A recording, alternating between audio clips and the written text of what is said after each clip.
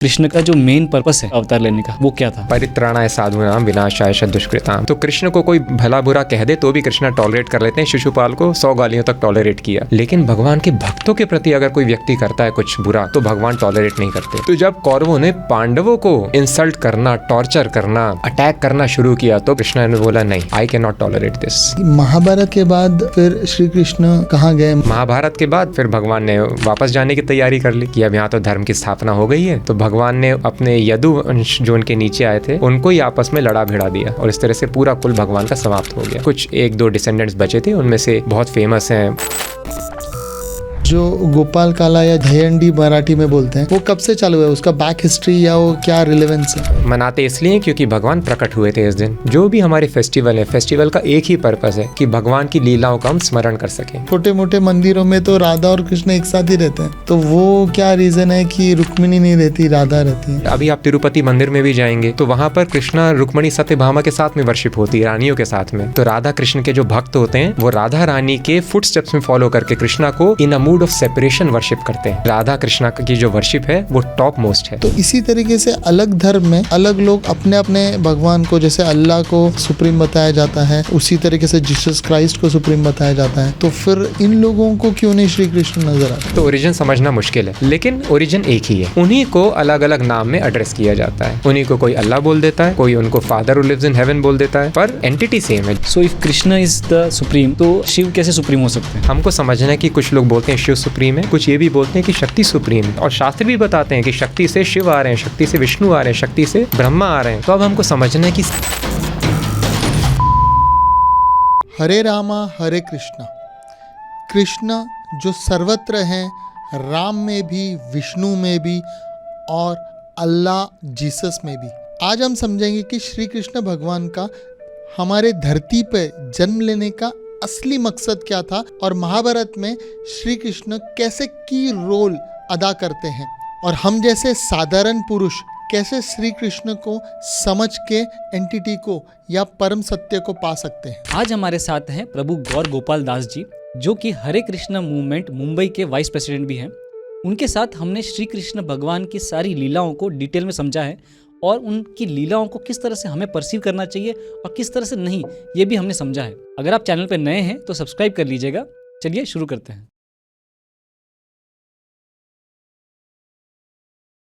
तो हम लोग शुरू करते हैं 2 मिनट के कीर्तन से कृष्णा का डिस्कशन। चलेगा। बहुत अच्छी प्रैक्टिस है। हरे कृष्णा कृष्णा कृष्णा हरे हरे, हरे रामा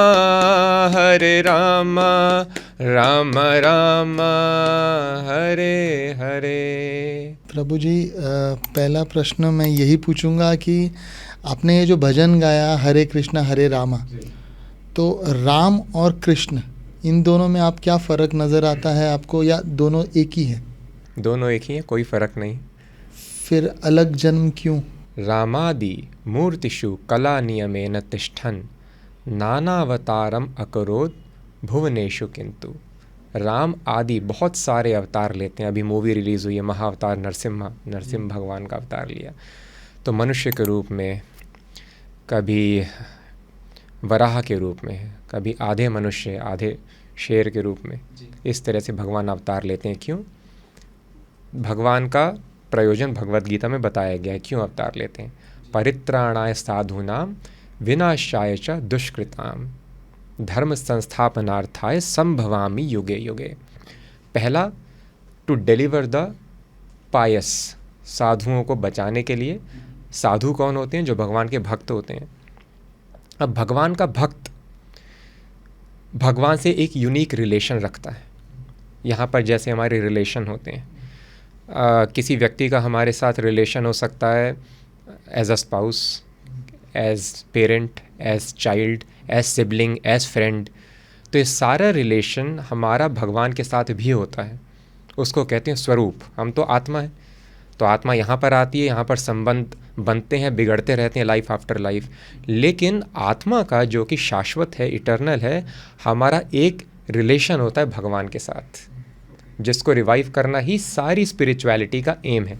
ओके, समझ गए। तो अब हम या तो हम भगवान के दास हो सकते हैं, जैसे हनुमान जी भगवान के दास थे, या तो भगवान के दोस्त हो सकते हैं, जैसे सुदामा श्रीधाम भगवान के दोस्त से बहुत सा, अर्जुन उद्धव, या भगवान के माता पिता के रूप में या चाचा चाची के रूप में, इस तरह से संबंध हो सकता है, या एज अ कॉन्जुगल लवर जो गोपियाँ या फिर भगवान की रानियाँ थीं। तो इस प्रकार से हमारा एक संबंध होता है, उस संबंध को रिवाइव करना हमारा एम है लाइफ का। और ये संबंध भगवान कृष्ण, बलराम, राम, लक्ष्मण, इस तरह जितने भी अवतार हुए हैं उनमें से किसी भी नारायण अवतार के साथ में हमारा हो सकता है, वो हमारी चॉइस होती है। तो इसीलिए जो भक्त भगवान को राम के रूप में सेवा करना चाहते हैं तो भगवान उस रूप में सेवा लेने के लिए उस रूप में अवतार लेते हैं, और जो कृष्ण के रूप में सेवा करना चाहते हैं उनको डिलीवर करने के लिए, अपने धाम बुलाने के लिए उस रूप में अवतार लेते हैं। तो भक्त की फीलिंग्स को रेसिप्रोकेट करने के लिए उस रूप में भगवान का अवतार होता है। तो ये जो हमारा अभी कीर्तन था, हरे रामा हरे कृष्णा, इन दोनों ही रूपों को ही क्यों एक साथ में लिया जाता है, और इस कीर्तन में सारे अवतार क्यों नहीं हैं? जब हम हरे कृष्ण मंत्र करते हैं तो इसमें जो राम है, तो इस राम का अर्थ नेसेसरीली रामचंद्र दशरथ जो हैं वो नहीं है। भक्त अपने हिसाब से इस फीलिंग को ऑब्ज़र्व करते हैं। तो जो रामचंद्र भगवान के डिवोटीज़ हैं वो हरे राम में उनके लिए दशरथ नंदन जो है राम, उनको एड्रेस करेंगे। और ये जो राम है यहाँ पर वो बलराम जी को भी रिप्रेजेंट करता है, भगवान के बड़े भाई जिनको दाऊ जी अब बलदेव कहते हैं, उनका नाम भी राम है। ओके। और परशुराम को भी एड्रेस किया जाता है। और जो राधा कृष्ण के अनन्य भक्त हैं उनके लिए राम का अर्थ है राधा रमण, कृष्ण ही का दूसरा नाम भी राम होता है। तो इस तरह से भक्त अपनी भावना के हिसाब से राम वर्ड का जो सूटेबल मीनिंग है उन पे मेडिटेट करते हैं। लेकिन हम लोग जैसे अगर आप समझें जो गौड़ी वैष्णव चैतन्य महाप्रभु के अनुयायी हैं, तो हम लोग भगवान को स्पेसिफिकली जो फॉर्म्स हैं कृष्ण और बलराम, उनकी उपासना करते हैं। इसके पीछे का मूड क्या है? मूड ये है कि जब हम कृष्ण और बलराम की उपासना करते हैं, ये उपासना भगवान के बाकी अवतारों से थोड़ी भिन्न है। किस प्रकार से भिन्न है? जो नारायण है, जो कि कृष्ण ही है, उनका एक दूसरा रूप है।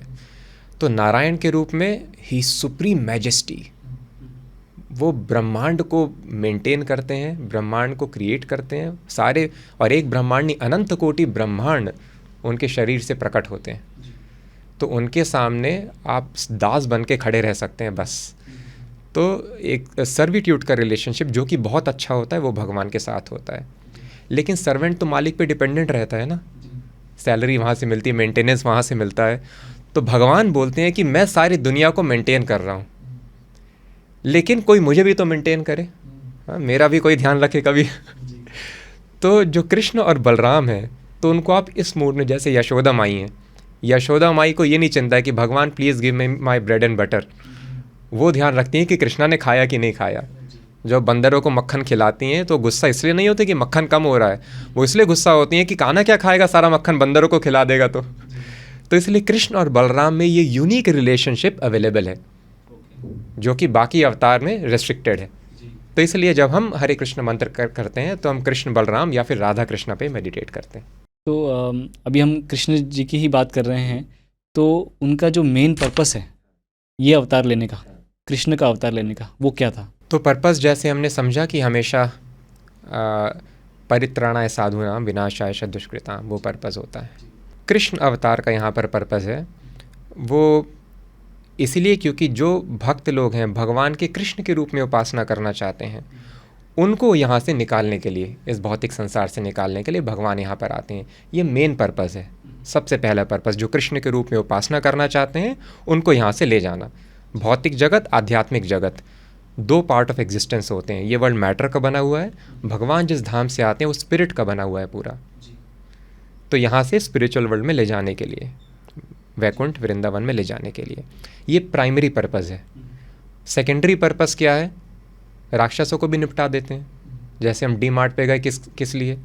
लेट से हमको काजू खरीदना था, अब तेल भी दिख गया, चलो ये भी ले लेते हैं, आ ही गए हैं तो विनाश आयशा दुष्कृताम, राक्षसों का वध करने के लिए तो भूकंप सुनामी यही काफ़ी है, इससे हो जाता है। लेकिन भगवान बोलते आ ही गया हूँ, चलो इनको भी निपटा देते हैं थोड़ा सा तो सेकेंडरी पर्पस हो जाता है। कंस मिल जाता है, कोई मिल गया, जरासंध मिल गया, तो उनका वध भी कर देते हैं भगवान साथ में, ये सेकेंडरी पर्पस है। और फिर धर्म संस्थापनार्थाय, जब आदमी धर्म से विमुख हो जाता है, धर्म क्या होता है? वो साइंटिफिक रूल्स एंड रेगुलेशंस जिससे व्यक्ति को मुक्ति मिल सके, भगवत प्रेम की प्राप्ति हो सके, लिबरेशन मिल सके। तो जब आदमी ये नियम भूल जाता है तो उसको इस्टेब्लिश करने के लिए भगवान आते हैं। लेकिन धर्म की स्थापना करने के लिए भी भगवान किसी और को भी भेज सकते हैं, जो आचार्य होते हैं, सिद्ध पुरुष होते हैं, उनको भेज सकते हैं, या कोई दूसरा अवतार ले सकते हैं। तो ये भी प्राइमरी पर्पज़ नहीं है।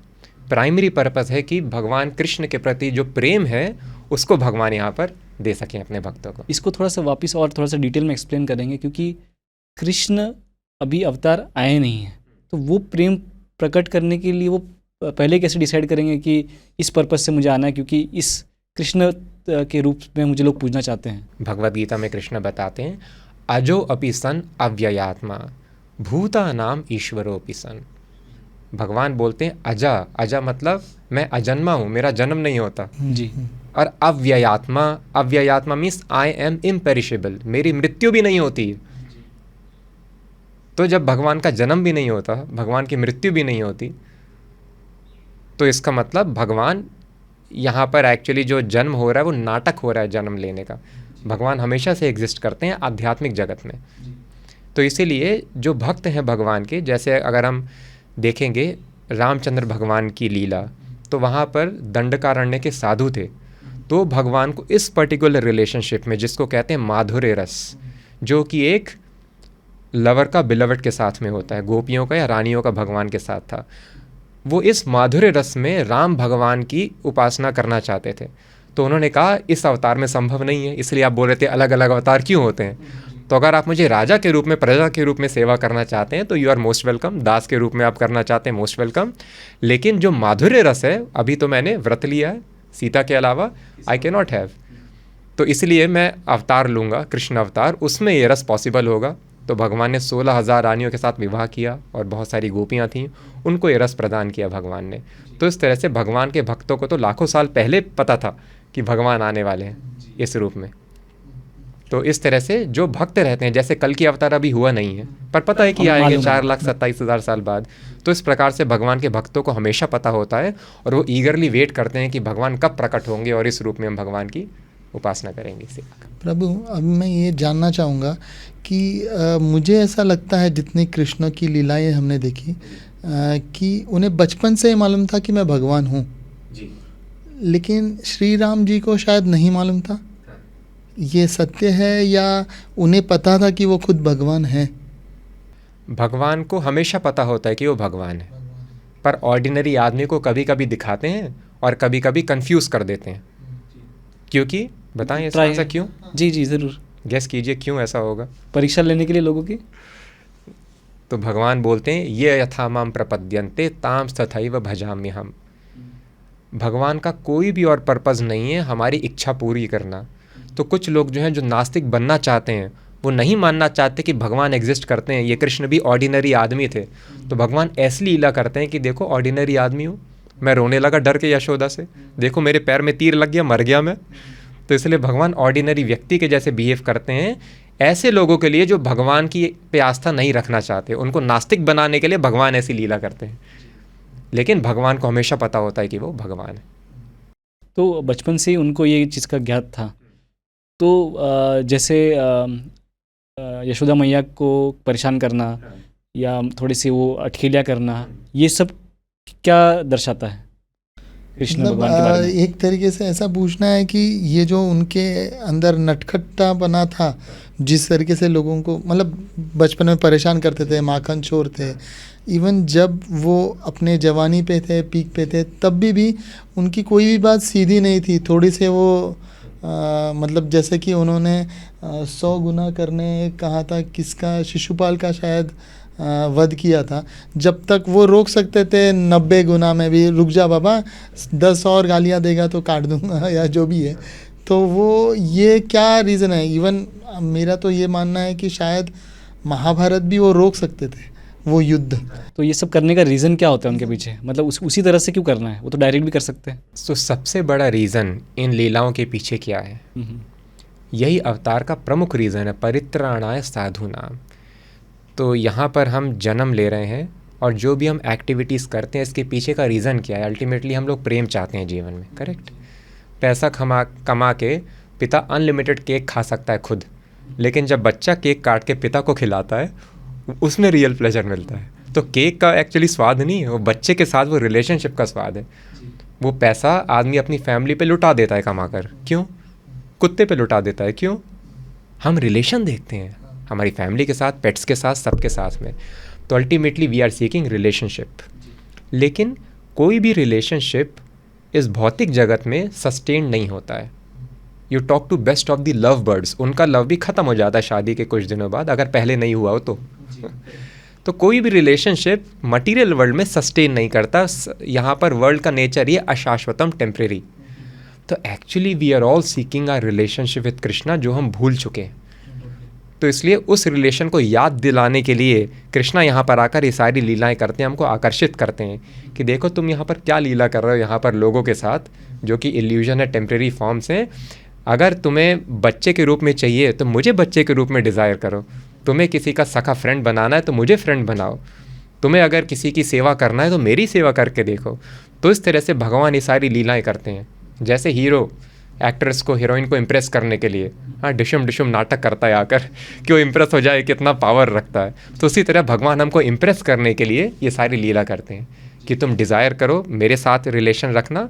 और जैसे ही हम डिज़ायर करते हैं कि भगवान के साथ, काश भगवान कितने इम्प्रेसिव हैं, कितने दयालु हैं, कितने स्ट्रांग हैं, कितने पावरफुल हैं, तो अगर भगवान के साथ मेरा रिलेशन हो जाए, और जैसे ये इच्छा आदमी के मन में आ जाती है तो उनको अपने जो ओरिजिनल संबंध है भगवान के साथ वो याद हो जाता है, और फिर व्यक्ति मुक्त हो जाता है और भगवत धाम की प्राप्ति कर लेता है। तो उस रिलेशनशिप को याद दिलाने के लिए भगवान ये लीला नाटक करते हैं यहाँ पर। जी। और महाभारत के पीछे का जो कब हुई थी पहले तो वो हमें बताइए कि वो कितने उनकी उम्र कितनी थी उस समय, एंड वो करने के पीछे रीज़न क्या था? हम ये भी जानते हैं कि वो खुद उन्होंने कोई भी शस्त्र नहीं उठाया था, तो उसके पीछे भी उनके क्या रीज़न थे? बहुत अच्छा प्रश्न है।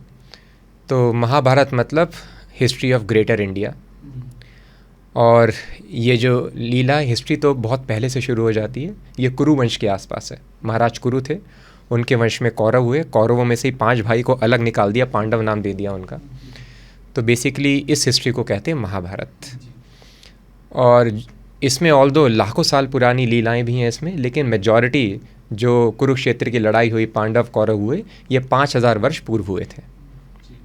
और जब हम महाभारत का डिस्कशन करते हैं तो शायद हम समझना चाहते हैं वो युद्ध क्यों हुआ कुरुक्षेत्र का, कृष्ण रोक सकते थे, क्यों नहीं रोका, और अगर थे तो फिर शस्त्र क्यों नहीं उठाए अगर करना भी था युद्ध। तो जैसे हमने समझा कृष्ण का पर्पज़ है धर्म संस्थापनार्थाय, धर्म की स्थापना करना। अब जो कौरव थे वो धर्म के विरुद्ध थे, तो इसलिए उनको हटाना बहुत ज़रूरी था पोजीशन से उनकी। और ठीक है, एडमिनिस्ट्रेशन तो उनका ठीक ठाक था, लेकिन धर्म के भी अलग अलग लेवल्स होते हैं। केवल एडमिनिस्ट्रेशन करना और खिला पिला देना, लोगों को एम्प्लॉयमेंट दे देना, वो धर्म नहीं है। धर्म का अल्टीमेट पर्पज़ है कि भगवान के प्रति सरेंडर करवाना और प्रेम जागृत करना। अगर एक डॉन है वो अपने परिवार का बहुत अच्छे से ध्यान रखता है। मुंबई में डॉन्स थे, चैरिटी भी बहुत करते थे, शादी करा देते थे, जॉब लगवा देते थे लोगों का, लेकिन डॉन अपराधी माना जाएगा जब तक सरकार को सरेंडर नहीं करता, सरकार के नियम फॉलो नहीं करता। वो अल्टीमेट ड्यूटी है। बाकी आप कुछ भी कर लो अच्छा काम, आप बुरे व्यक्ति माने जाएंगे जब तक सरकार को या राजा को फॉलो नहीं करते। तो उसी तरह से कौरवों का एडमिनिस्ट्रेशन में खराबी नहीं थी, लेकिन जो परम पुरुष भगवान हैं उनके प्रति समर्पण वो नहीं बता पा रहे थे, जो राजा का धर्म है बताना। और उसके अलावा भक्तों से बहुत ज़्यादा द्वेष कर लिया उन्होंने। तो कृष्ण को कोई भला बुरा कह दे तो भी कृष्ण टॉलरेट कर लेते हैं। शिशुपाल को 100 गालियों तक टॉलरेट किया, लेकिन भगवान के भक्तों के प्रति अगर कोई व्यक्ति करता है कुछ बुरा तो भगवान टॉलरेट नहीं करते। तो जब कौरवों ने पांडवों को इंसल्ट करना, टॉर्चर करना, अटैक करना शुरू किया तो भगवान ने बोला नहीं, पांडव नहीं लड़ना चाहते थे। अर्जुन ने मना कर दिया, ठीक है हमारे भाई तो हैं, उनको राजा बनना है ना, बन जाने दो, कोई दिक्कत की बात नहीं है कृष्णा। पर कृष्णा ने बोला नहीं, I can not tolerate this. तुम मेरे भक्त हो। तो जैसे प्रहलाद थे, प्रहलाद को कोई दिक्कत नहीं है, लेकिन नरसिंह देव को दिक्कत हो गई भगवान कृष्णा को। तो भगवान भक्त के लिए इंसल्ट, उन पे कोई रुकावट, परेशानी टॉलरेट नहीं कर सकते। तो मेन रीज़न कुरुक्षेत्र का ये था कि उन्होंने, ऑफ कोर्स वो अधर्मी थे, उनको हटाना भी चाहते थे, और उन्होंने जो पांडव थे, भगवान के भक्त थे, उनको बहुत ज़्यादा प्रताड़ित किया, परेशानी की दी। तो इसलिए कृष्णा ने ये ऑर्गेनाइज़ किया। और फिर अर्जुन जब बोल रहे थे मुझे नहीं लड़ना है, तो उन्होंने विराट रूप में दिखा भी दिया कि किस तरह से सबका वध ऑलरेडी हो चुका है, क्योंकि मेरा प्लान है, अब तुम क्रेडिट ले लो चाहो तो लड़ाई करके। लेकिन फिर उन्होंने शस्त्र खुद से क्यों नहीं उठाए? इसका भी रीज़न है, क्योंकि भगवान दोनों साइड से रिलेटेड थे। तो कौरवों के साइड से ही भगवान का संबंध था और पांडवों के साइड से भी संबंध था। तो अब धर्म ये कहता है कि आप पार्शियलिटी नहीं कर सकते, दोनों आपके परिवार हैं, आपकी फैमिली हैं, तो अब दोनों साइड कैसे रहा जाए। तो भगवान ने बोला ठीक है, एक काम करते हैं, एक तरफ मेरी सेना रहेगी और दूसरी तरफ मैं रहूँगा। तो बोलेंगे अनफेयर, सेना क्या, आप तो सारी सेनाओं को ध्वस्त कर सकते हैं, परास्त कर सकते हैं। बोलते ठीक है, चलो मैं रहूँगा एक साइड, लेकिन वेपन्स नहीं उठाऊँगा, अब तो ठीक है। तो इस तरह से भगवान ने एक फेयर प्ले करने के लिए, ठीक है, एक तरफ मैं बिना शस्त्र के और एक तरफ मेरी सेना रहेगी। इसमें एक बहुत बड़ा सवाल जो मुझे आता है कि अधर्म का नाश करने के लिए क्या अधर्मियों का नाश भी करना ज़रूरी है? क्या वो सुधर नहीं सकते अपनी लाइफ में? बहुत अच्छा प्रश्न है। तो जो छोटे मोटे अधर्मी होते हैं वो तो सुधर सकते हैं, लेकिन जो बड़े अधर्मी होते हैं उनका नाश करना ज़रूरी होता है। जैसे कि सारे कौरव जो हैं वो काफ़ी ज़्यादा अधर्म के मार्ग पे चल चुके थे, तो उनका वध करना ही उस वक्त ज़रूरी था। प्रभु, एक और बात ध्यान में आती है कि कौरव कुरुवंश के थे, पांडव का वंश पांडु वंश से आया था, वो भी कुरुवंशी था, कुरुवंशी हाँ, थे। लेकिन क्योंकि पॉलिटिक्स में उनको अलग तरीके से बिहेव करवाते थे, हाँ, तो इसलिए पांडव बोल दिया, पांडु के बेटे हमारे नहीं हैं। हमारे नहीं है। तो भगवान श्री कृष्ण कौन से वंश से आते थे, उनका वंश क्या था, और उनके डिसाइपल्स अभी भी कहाँ हैं, क्या है? तो बहुत अच्छा प्रश्न है। भगवान का वंश उसको हरिवंश कहते हैं, और उसको यदुवंश भी कहते हैं, और वृष्णि डायनेस्टी भी बोलते हैं, बिकॉज ये राजा उसी लीनिएज में आते थे। तो ओरिजिनली बहुत पहले एक राजा हुए, उनके नाम था ययाति। ययाति के 4 बेटे थे, उनमें से एक का नाम था यदु। तो उन्हीं यदु के वंश में भगवान नीचे प्रकट हुए 5000 वर्ष पूर्व। तो अभी ऐसा कहते हैं कि कंस की बहन की शादी हुई थी, तो वो तो उनका मतलब सरनेम क्या था, यादव था या? देखिए, सरनेम वगैरह तो पहले होते नहीं थे, ये तो बाद में अभी हमने इम्प्लीमेंट कर दिया सरनेम सारी चीज़ें। तो इसलिए यदुकुल और यादव उनको कृष्ण को कहा जाता है। तो यादव ये सरनेम नहीं था, यदुकुल था, वंश, हाँ, हाँ, वंश कुल था। वंश, हाँ। और उन्होंने यही कुल क्यों चुना? यदु को ग्लोरीफाई करने के लिए। अच्छा, इससे यदु पहले जो राजा थे, जी, तो कृष्ण कहीं पर भी प्रकट हो सकते हैं। वो वराह रूप में ब्रह्मा के नासिका से प्रकट हो गए, और वो खंबे से प्रकट हो गए नरसिम्हा अवतार में, और हवा से भी प्रकट हो सकते हैं दर्शन देने के लिए। लेकिन क्योंकि भगवान ने यदु के वंश में जन्म लिया, महाराज यदु फेमस हो गए इस कारण से, तो अपने भक्त को फेमस करने के लिए भगवान ने इस वंश को चुना। लेकिन उनका प्राइम यदुवंश का काम क्या था? ग्वाला थे वो, कि वो खुद सम्राट थे या युद्ध कला वगैरह? हाँ, तो महाराज यदु के वंश में जो आए वो तो महाराज थे, लेकिन क्योंकि हमको पता है कि जो वसुदेव कृष्ण के जो यहाँ पर हम समझते हैं बायोलॉजिकल फादर, वो तो जेल में थे। तो इसलिए कृष्ण को बचाने के लिए उन्होंने नंद भवन में, नंदग्राम में, नंद बाबा के पास उनको ट्रांसफ़र कर दिया था। तो इसलिए उनका जन्म तो राज परिवार में ही हुआ था, लेकिन बचपन से क्योंकि अब ग्वाले के जन्म में ट्रांसफ़र हो गया, तो भगवान ने ये सारी क्रियाएँ की, लीलाएँ की, गाय चराने की। और तो इसमें ना दोनों एग्जाम्पल में, चाहे वो राम अवतार हो चाहे कृष्ण अवतार हो, दोनों में उन्होंने राजधर्म में ही ये प्रकट हुए हैं। तो इसके पीछे कोई स्पेसिफिक रीज़न होता है कि राजधर्म में प्रकट होने का, या फिर किसी छोटे इसमें भी अगर वो परिवार में जन्म लेते तो भी वही कार्य कर सकते थे? तो भगवान तो कहीं पर भी प्रकट होकर कोई भी कार्य कर सकते हैं। जैसे मत्स्य अवतार, वो तो मछली के रूप में जन्म लिया भगवान ने, या हंस अवतार पक्षी के रूप में जन्म लिया, या अनंत शेष सर्प के रूप में जन्म, मतलब प्रकट हुए हैं, जन्म क्या, प्रकट होते हैं भगवान। तो इस तरह से भगवान कहीं पर भी हो सकते। लेकिन जब भगवान यहाँ पर प्रकट होते हैं, तो भगवान धर्म की स्थापना करना चाहते हैं, तो किसके इंस्ट्रक्शन सुने जाएंगे समाज में? जो कि राजा है, राजा की बात मानेंगे लोग, तो इसलिए भगवान जनरली ऐसी फैमिलीज़ में जन्म लेते हैं जो कि लीडरशिप पोजीशंस में हैं सोसाइटी की। नहीं तो फिर वो कन्विंस करने के लिए टाइम जाएगा, अगर नीचे से मतलब किसी अलग वर्ण में अगर उन्होंने पैदा होने की सोची तो ऊपर जाने में जो लाइफ स्पैन जाएगा वो बहुत ज़्यादा चले जाएगा। सो ये जब हम महाभारत या कुरुक्षेत्र की जो लड़ाई की बात करते हैं, उस वक्त कृष्ण भगवान की क्या उम्र देखी जाती है? कृष्ण भगवान की उम्र 100 साल के ऊपर थी महाभारत के समय जी। उनके पोते पड़पोते उस टाइम तक सब प्रेजेंट थे। उन्होंने इतना बड़ा टाइम स्पैन क्यों चुना यहाँ, मतलब 100 साल, कहते हैं कि 125 साल तक तो वो यहाँ ही थे। सो इस पूरे स्पैन में तो बहुत लंबा स्पैन है, और हम या तो बचपन की लीलाएं जानते हैं उनके, थोड़ी बहुत जवानी की लीलाएं जानते हैं, तो इतने समय तक जो 100 साल का जो पीरियड है उसमें और क्या क्या ऐसे चीज़ें की उन्होंने जो शायद या तो हाँ जो नहीं है या बहुत फेमस नहीं है, ऐसी कोई चीज़ें हैं? सो भगवान की सारी लीलाएं युवावस्था की लीलाएं ही हैं, बिकॉज भगवान कभी भी वृद्ध नहीं हुए जी। तो भगवान 16 साल के या 20 साल के युवक जैसे ही हमेशा दिखाई देते हैं, वो बूढ़े कभी भी नहीं होते। तो इवन दो भगवान 100 वर्ष के थे वहाँ पर युद्ध में कुरुक्षेत्र के मैदान में, लेकिन भगवान एकदम यंग थे उस टाइम भी। और भगवान की सारी लीलाएं इंपॉर्टेंट हैं। सारी लीलाओं का वर्णन श्रीमद् भागवतम में बताया गया है, स्पेसिफिकली 10वें स्कंद में। इसमें पूरे 100 साल का पूरा वर्णन है, 100 साल में उन्होंने क्या क्या किया है। हाँ। मतलब डे टू डे तो बहुत सारी एक्टिविटीज़ हैं, लेकिन जो इंपॉर्टेंट एक्टिविटीज़ हैं उनको वहाँ पर रिकॉर्ड।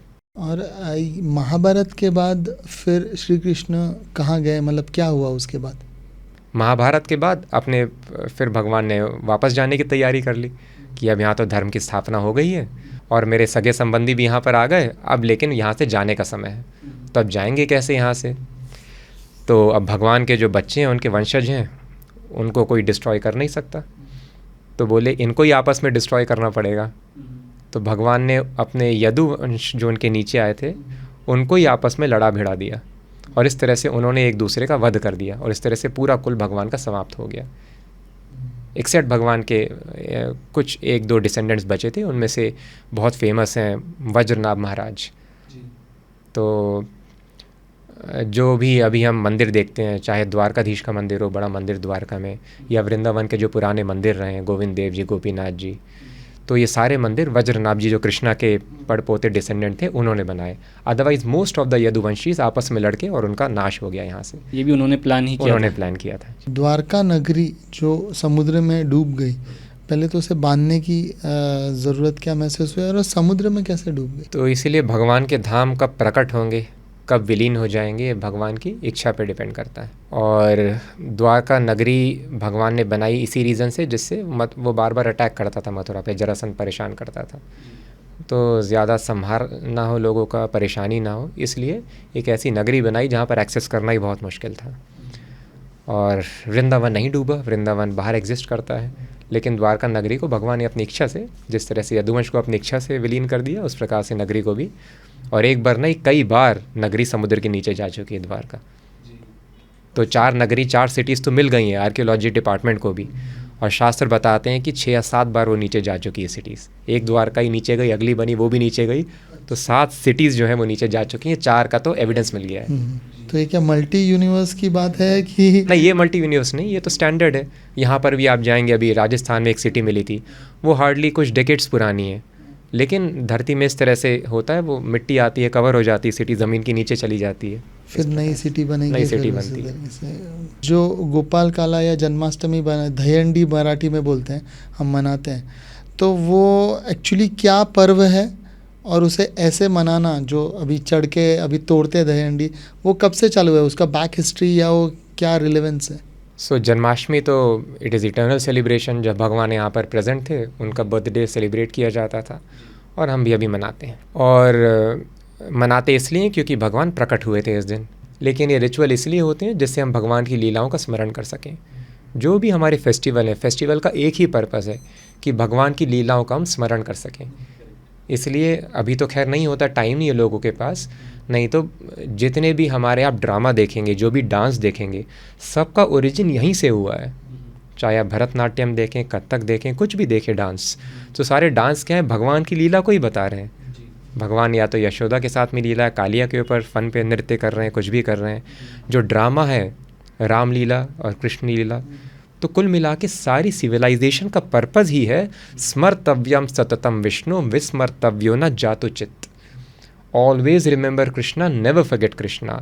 सर्वे विधि निषेधस्यु, जो भी डूज एंड डोंट्स हैं स्क्रिप्चर के, एतयोर एव किंकरा, किंकर मीन सर्वेंट, वो इस प्रिंसिपल के सर्वेंट हैं कि भगवान को निरंतर स्मरण बना रहे और एक सेकंड के लिए भी आदमी भगवान को ना भूले।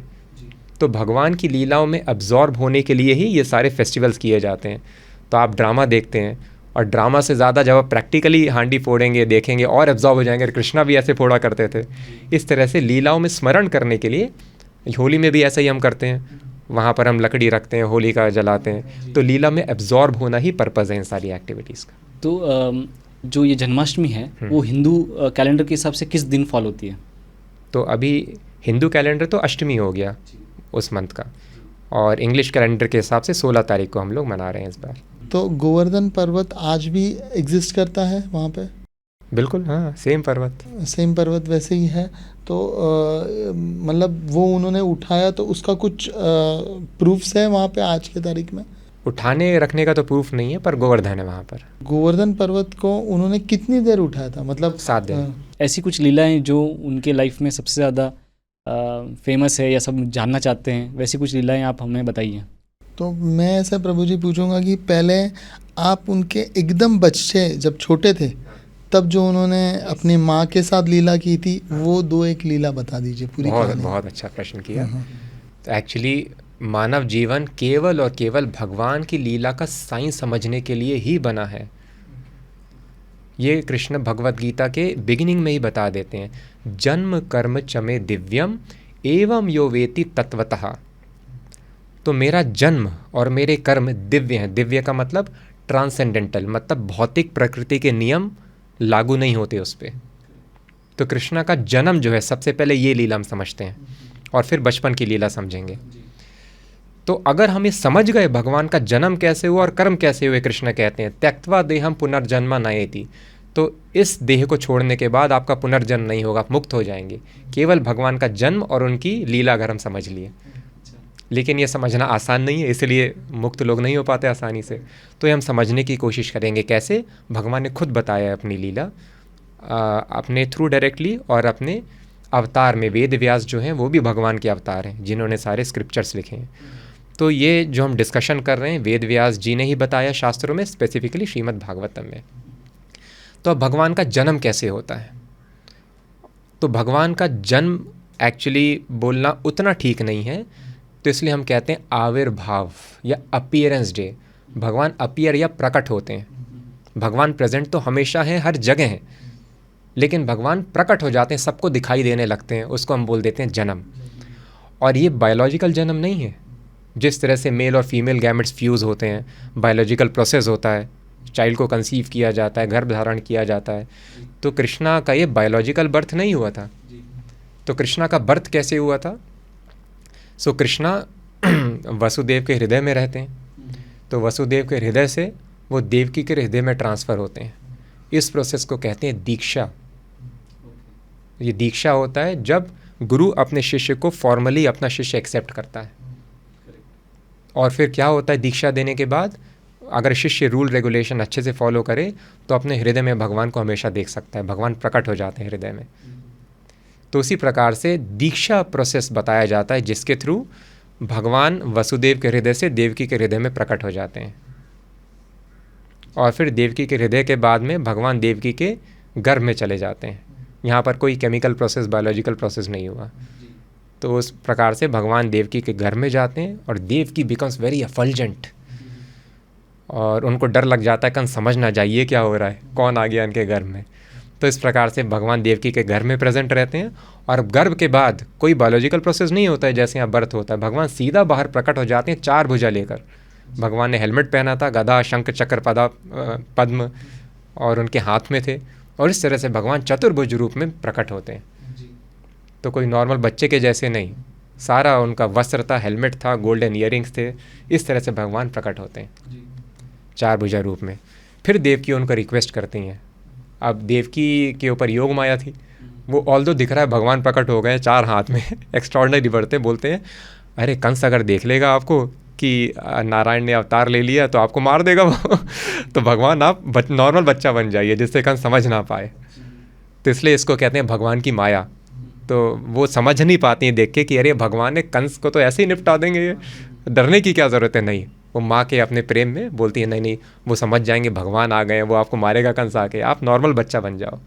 और दूसरा देव की ये भी बोलती हैं कि आप भगवान हैं, और बहुत सारे लोग जो हैं वो भगवान में बिलीव नहीं करना चाहते, तो उनको नास्तिक बनाने के लिए, बने रहने के लिए भी आप ऑर्डिनरी बच्चे जैसा बिहेव कीजिए।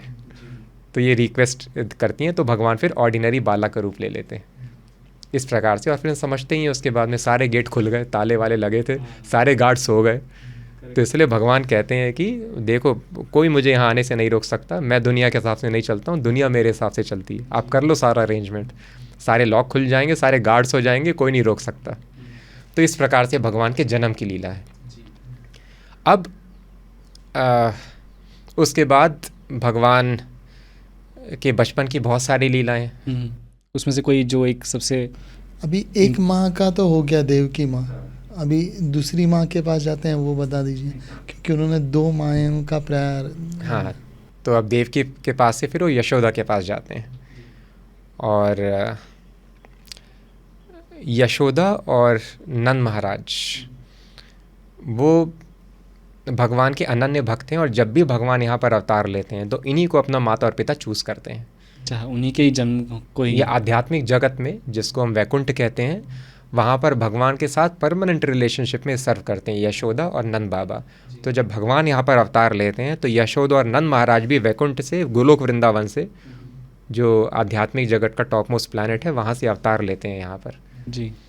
तो इस तरह से ऐसा नहीं समझना है कि जिस तरह से यहाँ पर हमारे टेम्प्रेरी फादर मदर होते हैं, भगवान के टेम्प्रेरी फादर मदर थे, नहीं, वो परमानेंट फादर और मदर हैं। तो जिस तरह से भगवान अलग अलग ब्रह्मांड में अवतार लेते रहते हैं, उसी प्रकार से भगवान के माता और पिता भी यहाँ पर अवतार लेते रहते हैं उनके साथ। उसी तरह से पांडव भी भगवान के साथ में अवतार लेते रहते हैं। तो अनंत कोटि ब्रह्मांड यहाँ पर होते हैं। तो जैसे ही भगवान की एक लीला यहाँ पर ख़त्म हुई, भगवान आज जन्माष्टमी यहाँ पर मन रही है, अगले ही सेकंड किसी दूसरे ब्रह्मांड में जन्माष्टमी मनाई जा रही है, तीसरे ब्रह्मांड में मनाई जा रही है। जिस तरह से किसी न किसी जगह धरती में अभी 12 बज रहे होंगे, हमेशा कहीं ना कहीं 12 बजते रहते हैं, हमेशा कहीं ना कहीं सनराइज़ होता रहता है, कहीं ना कहीं सनसेट होता रहता है। इसीलिए इसी भगवान की लीला को कहते हैं नित्य लीला। भगवान की लीला हमेशा चलती रहती है। एक ब्रह्मांड में गोवर्धन उठाया, अगले सेकंड दूसरे ब्रह्मांड में उठा लिया, फिर तीसरे ब्रह्मांड में उठा लिया। तो इस तरह से भगवान की लीला एक्स्ट्रॉर्डिनरी है, ऑर्डिनरी आदमी के जैसे नहीं। भगवान एक साथ कई ब्रह्मांड में प्रेजेंट रहते हैं। तो उनके बचपन की कोई एक लीला आप मुझे हमें बता दीजिए। तो इन सारी लीलाओं में बहुत सारी लीलाएं हैं, लेकिन एक फेमस लीला जिसको समझना ज़रूरी है वो है भगवान की मिट्टी खाने की लीला। तो वृंदावन में 12 वन है, उसमें से एक वन है महावन, गोकुल, वहाँ पर ब्रह्मांड घाट की नाम की जगह है। तो आप लोग हमारे साथ चलेंगे, हम लोग अक्टूबर में जा रहे हैं, तो हम आपको दिखाएंगे वो सारे स्थल। तो अब वहाँ पर कंप्लेन होती है यशोदा मैया से कि कान्हा ने खा ली है मिट्टी तो यशोदा मैया, अरे मिट्टी तो नुकसान करती है बच्चे को, बोलती है कान्हा क्यों मिट्टी खा रहे हो, मना किया था। तो कान्हा बोलते हैं नहीं मैया ऐसी बात नहीं है, अभी मेरा झगड़ा हुआ है दोस्तों से इसलिए कंप्लेन कर रहे हैं। तो बोलते हैं बलराम के साथ भी झगड़ा हुआ है इसलिए उन्हीं का साइड ले रहे हैं, एक्चुअली ऐसा कुछ नहीं है, मैं तो मिट्टी विट्टी नहीं खाता, मैं तो मक्खन खाता हूँ। तो बोलती है अच्छा तो ठीक है, चलो मुँह दिखाओ अपना। तो बोलते हैं ठीक है मैया देख लो मुँह में, उसमें क्या है। तो भगवान अपना मुँह खोलते हैं, और फिर भगवान के मुख में क्या दिखता है यशोदा को? पूरा ब्रह्मांड। पूरे ब्रह्मांड नहीं, कई कई ब्रह्मांड। और उन सारे ब्रह्मांडों में देखते हैं कि यशोदा और कृष्णा भी प्रेजेंट है। तो यशोदा कृष्ण के मुख में ही कई सारे ब्रह्मांड और कई सारे ग्रह, कई सारे यशोदा और कृष्णा को उनके मुख में देखती हैं। तो इस तरह से हमको समझना है कि लोग बोलते हैं कि भगवान निराकार हैं, उनका कोई रूप नहीं है, ऐसा समझ नहीं पाते लोग। भगवान का रूप है, लेकिन ये रूप अलग है, देखने में छोटा सा है, लेकिन सारे ब्रह्मांड उनके मुख में समाये हुए हैं जी। तो भगवान का रूप हमारे जैसा लिमिटेड नहीं है, वो बड़े से बड़े हो सकते हैं, छोटे से छोटे हो सकते हैं, भक्त के साथ रिलेशन इस्टेब्लिश करने के लिए। तो इस तरह से भगवान को ये नहीं समझना है कि भगवान छोटे हैं, 2 फुट के हैं, 4 फुट के हैं, 6 फुट के हैं, या भगवान की इतनी एज है, नहीं। Lord is beyond space and time.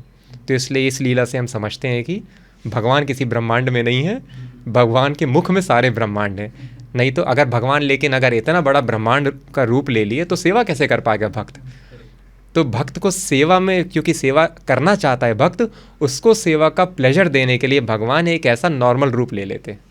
उसके बाद कहते हैं कि यशोदा मैया वो देखकर मुरझा जाती हैं एंड फिर शायद वो उनको वापस बुलाना पड़ता है, क्योंकि अगर वो ये बात याद रखे तो कभी अपनी माँ की तरह वो वापस बिहेव नहीं कर पाएंगे। Correct correct.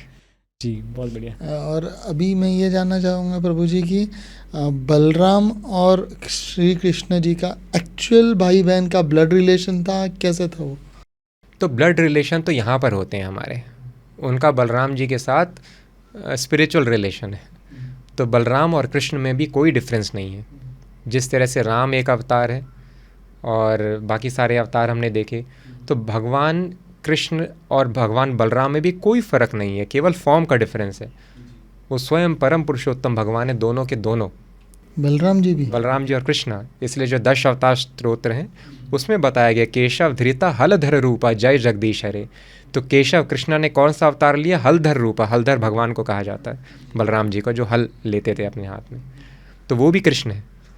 और just to add to it, लोगों को ये भी पता नहीं, लोगों को लगता है कि राम ही भगवान है, लक्ष्मण भी वही भगवान है, भरत भी वही भगवान है, शत्रुघ्न भी वही भगवान है। चारों के चारों ही विष्णु, नारायण और स्वयं कृष्ण है, कोई फ़र्क नहीं है इन चारों में। सो बलराम जी के बारे में मैंने ये सुना है कि कहते हैं कि वो शेषनाग जो हैं उनके अवतार हैं, ऐसा बहुत लोग कहते हैं। बहुत अच्छा प्रश्न है आपका। तो ये कहा जाता है कि शेषनाग के अवतार बलराम हैं, लेकिन ये भी बताया जाता है कि बलराम जी अनंत शेष जो हैं बलराम जी से आ रहे हैं। ये भी बोला जाता है कि जो विष्णु हैं वो कृष्ण के अवतार हैं, और ये भी बोला जाता है कि कृष्णा विष्णु के अवतार हैं। तो अब ये जो कॉन्फ्लिक्ट है इसको कैसे सुलझाया जाए, तो इसलिए हमको समझना है साइंस इसके पीछे का, शास्त्र बताते हैं। अगर हम ये बोलें कि कृष्ण के अवतार विष्णु हैं तो ये सही बात है। अगर हम ये बोलें कि विष्णु के अवतार कृष्ण है तो ये भी सही बात है। कैसे? जैसे अगर हम ये बोलें कि नंद महाराज कृष्णा के पिता हैं या वसुदेव कृष्णा के पिता हैं तो ये सही है, सही बात है।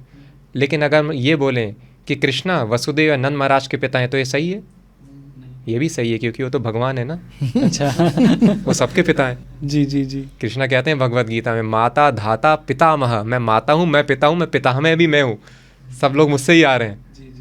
तो इस तरह से नंद महाराज को कृष्ण का बेटा बोलना भी सही है और पिता बोलना भी, दोनों ठीक है जी। तो इसी तरह से भगवान प्रकट हुए हैं अभी नंद बाबा के थ्रू, वसुदेव के थ्रू, उनको अपना पिता माना है उन्होंने। नरसिम्हा अवतार में वो पिलर के थ्रू भी प्रकट हो गए, वो ब्रह्मा के थ्रू भी आ जाते हैं, शिव के थ्रू भी आ जाते हैं। लेकिन इसका मतलब ये नहीं है कि जो ब्रह्मा है वो भगवान से बड़े हो गए, या नंद महाराज जो हैं भगवान से बड़े हो गए। नहीं, भगवान अपने भक्तों को या कहीं से भी प्रकट होने का माध्यम चूज़ कर सकते हैं। तो इसी प्रकार से इस ब्रह्मांड में ऐसा कथा भी है कि भगवान नारायण के वक्षस्थल में, चेस्ट में एक सफ़ेद बाल है, काला बाल है, तो वो आते हैं यहाँ पर कृष्ण और बलराम के रूप में प्रकट होते हैं। तो ये चीज़ बिल्कुल सही है। जब वो देवकी के थ्रू यहाँ पर आ गए तो वो नारायण के थ्रू क्यों नहीं आ सकते? जी। जो वराह अवतार है वो ब्रह्मा की नासिका से प्रकट हुए। जी। लेकिन इसका ये मतलब ये नहीं कि ब्रह्मा जो है वो टॉप मोस्ट पर्सन हो गए, नहीं, वो अपने भक्तों को माध्यम बना लेते हैं प्रकट होने का। तो जिस तरह से ये बिल्कुल सही है कि वसुदेव के बेटे कृष्ण हैं, और ये उतना ही सही है कि वसुदेव भी कृष्ण के बेटे हैं, उसी प्रकार से दोनों स्टेटमेंट सही है कि जो नारायण है, जो विष्णु है, वो कृष्ण के अवतार हैं, और जो विष्णु हैं वो कृष्ण के रूप में अवतार लेते हैं। तो इस भौतिक संसार में, इस ब्रह्मांड में जो भी अवतार हैं वो विष्णु के थ्रू ही प्रकट होते हैं। लेकिन जब सारे अवतार बताए जा रहे हैं भागवतम में, तो भागवतम एक एक्सेप्शन बताती है। 21 अवतार बताने के बाद में बताते हैं, एते चांश कला पुंसा कृष्णस्तु भगवान स्वयं। ये सारे अवतार हैं, तू मीन्स बट संस्कृत में, तू बट कृष्णा भगवान स्वयं। कृष्णा स्वयं वो भगवान है जिनसे सारे अवतार यहाँ पर प्रकट होते हैं। तो इस तरह से कृष्णा सबसे पहले जो विस्तार करते हैं अपने रूप को, वो पहला रूप है बलराम, और बाकी सारे अवतार फिर चतुर्व्यूह, वासुदेव, संकर्षण, प्रद्युम्न, अनिरुद्ध उनसे आते हैं। तो एब्सोल्यूट सेंस में अगर देखा जाए तो जो शेष नाग हैं वो बलराम जी के अवतार हैं, लेकिन इस ब्रह्मांड में उनके थ्रू बलराम जी भी प्रकट हो जाते हैं। फिर हम बलराम जी के बहुत सारे मंदिर क्यों नहीं देखते? और दूसरी चीज़, ना हम उनकी किसी लीला को पूज रहे हैं, मतलब मेरे मेमोरी के हिसाब से कोई त्यौहार भी नहीं है बलराम जी को सेलिब्रेट करने के लिए। और महाभारत में उनका योगदान क्यों नहीं था? भगवान अवतार बहुत सारे लेते हैं, लेकिन हर अवतार में अपने आप को कितना प्रकट करना है, कितना मैनिफेस्ट करना है, कितनी शक्ति दिखानी है, वो भगवान निर्धारित करते हैं। और बलराम जी के मंदिर अभी भी हमारे पास है, और इवन वृंदावन में भी हम जाएंगे तो बलराम जी का मंदिर है, और जो इस्कॉन का मंदिर है वहाँ पर कृष्ण बलराम की पूजा की जाती है। हम भी जैसे जयपुर मंदिर में हमने ज्वाइन किया था, वहाँ पर भी कृष्ण बलराम की हम लोग पूजा करते हैं। मूर्ति भी है, मूर्ति है बलराम जी की, हाँ बिल्कुल। हमारे तो बहुत सारे मंदिर हैं जहाँ कृष्ण को बलराम के साथ पूजा जाता है। तो उनको हल के साथ दिखाया जाता है मूर्ति में कि कैसा है? हाँ, कृष्ण और बलराम साथ में, साथ। बलराम जी कृष्णा के कंधे पे हाथ रख के खड़े हुए हैं, हाँ। दोनों की उपासना हो रही है। और जब उपासना करते हैं तो मूर्ति में हम अक्सर राधा मैया रहती को हैं। नहीं रहती। हाँ, या रहती हैं? मालूम नहीं, अभी आप ज़्यादा बता सकते हैं। मतलब इस्कॉन टेम्पल्स में रहती है, मुझे नहीं मालूम। छोटे मोटे मंदिरों में तो राधा और कृष्ण एक साथ ही रहते हैं, तो वो क्या रीज़न है कि रुक्मिणी नहीं रहती, राधा रहती है? सो वृंदावन में तो राधा कृष्णा के साथ रही नहीं, वो अलग हो गए, लेकिन मंदिरों में राधा कृष्णा के साथ आती हैं, और जो रुक्मिणी उनकी धर्म पत्नी थी वो साथ में दिखाई नहीं देते। ऐसा क्यों? तो this is history of spiritual evolution. एकदम से टॉप मोस्ट स्पिरिचुअल कॉन्सेप्ट्स को समझना और स्पिरिचुअल प्रैक्टिसेस परफॉर्म करना आसान नहीं है। तो राधा और कृष्णा की जो भक्ति है, इससे ऊपर कोई स्पिरिचुअल प्रैक्टिस ही नहीं है, एग्जिस्ट नहीं करती है। उससे बड़ी कोई उपासना नहीं है भगवान की, क्योंकि गोपियों ने अपना सर्वस्व समर्पण कर दिया था भगवान के लिए। तो उनसे बड़ा सैक्रिफाइस एग्जिस्ट नहीं करता है दुनिया में, और गोपियों में राधा रानी सर्वश्रेष्ठ हैं जी। क्योंकि आप समझिए, अभी तो ठीक है थोड़ा कल्चर लिबरल हो गया है, पहले तो स्त्री घर से बाहर नहीं रह सकती थी। एक रात के लिए भी अगर कहीं बाहर रह ले तो कोई रिस्पेक्टेबल फैमिली एक्सेप्ट नहीं करेंगे उनको। और इस सिचुएशन में गोपियाँ अपने परिवार को ताक पे रखकर, कृष्ण ने बांसुरी बजाई, वो जंगल में चले गए, वन में, रासलीला के ये कॉन्टेक्स्ट में बात हुई है। तो उन्होंने बिल्कुल नहीं सोचा कि हमारा परिवार हमको एक्सेप्ट नहीं करेगा, हम सड़क पे आ जाएंगे और सोसाइटी हमको आउटकास्ट कर देगी। तो ये सारा सैक्रिफाइस कर दिया उन्होंने, सोचिए इसके लिए। तो इसलिए गोपियों से बड़ा सैक्रिफाइस किसी ने कभी भी नहीं किया है, और इससे बड़ा प्लेजर स्पिरिचुअल लाइफ में कोई भी संभव ही, पॉसिबल ही नहीं है, जो राधा और कृष्णा के बीच का रिलेशनशिप है। तो ये टॉप मोस्ट स्पिरिचुअल वर्शिप है, लेकिन यहाँ तक पहुँचना के लिए थोड़ा टाइम लगता है। तो इसलिए जो हमारे आचार्य हुए हैं, जो गुरु हुए हैं, उन्होंने सिस्टमैटिकली धीरे धीरे इसको इस्टेब्लिश किया।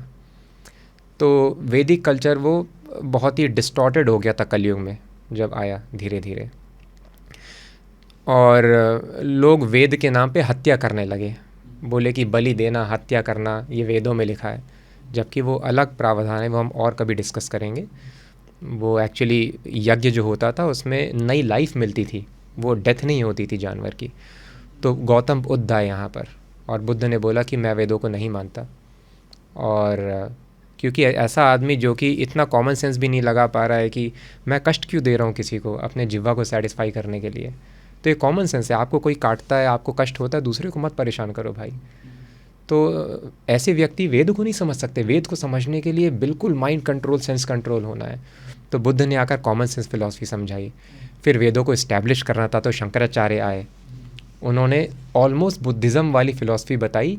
एक चीज़ ऐड कर दी कि आप आत्मा हो, बस आत्मा के बारे में ज़्यादा डिटेल डिस्क्रिप्शन नहीं दिया। ज़्यादा डिटेल डिस्क्रिप्शन दिया मध्वाचार्य, रामानुजाचार्य, बाकी आचार्यों ने, कि आत्मा का एक रूप होता है, आत्मा एक एनर्जी है, उस एनर्जी का एक रूप है, आध्यात्मिक रूप। और फिर बताया कि आत्मा कहाँ से आ रही है, परमात्मा से, जो कि कृष्ण है। फिर बताया विष्णु, नारायण, कृष्ण। तो इसलिए जो पुराने मंदिर हैं उनमें केवल कृष्ण की उपासना होती थी, और रुक्मणी जी की उपासना की जाती थी कभी कभी, नहीं तो कृष्ण की उपासना होती थी सिर्फ। और लेकिन ऑफ लेट जब चैतन्य महाप्रभु यहाँ पर प्रकट हुए, चैतन्य महाप्रभु भी कृष्ण ही हैं, उनके अवतार 500 वर्ष पूर्व उनका प्राकट्य हुआ था। तो चैतन्य महाप्रभु ने बोला, अनर्पित चरीम चिरात करुणायावतीर्णः कलौ। बहुत बहुत जन्मों से, बहुत ही बड़े दीर्घ काल से, कई युगों से जो टॉप मोस्ट स्पिरिचुअल प्लेजर है वो भक्तों को नहीं मिल पाया है, वो देने के लिए चैतन्य महाप्रभु अवतार लेते हैं यहाँ पर। तो टॉप मोस्ट प्लेजर क्या है स्पिरिचुअल लाइफ का? वो है माधुर्य रस। ठीक है, जैसे हमारे घर में हमारे जो बेटा या बेटी हैं उनका भी हमारे साथ संबंध होगा, हमारी पत्नी का भी हमारे साथ संबंध है क्या, लेकिन बेटी अपने पिता की पत्नी बनना चाहेगी? नहीं, वो अपने संबंध में संतुष्ट है।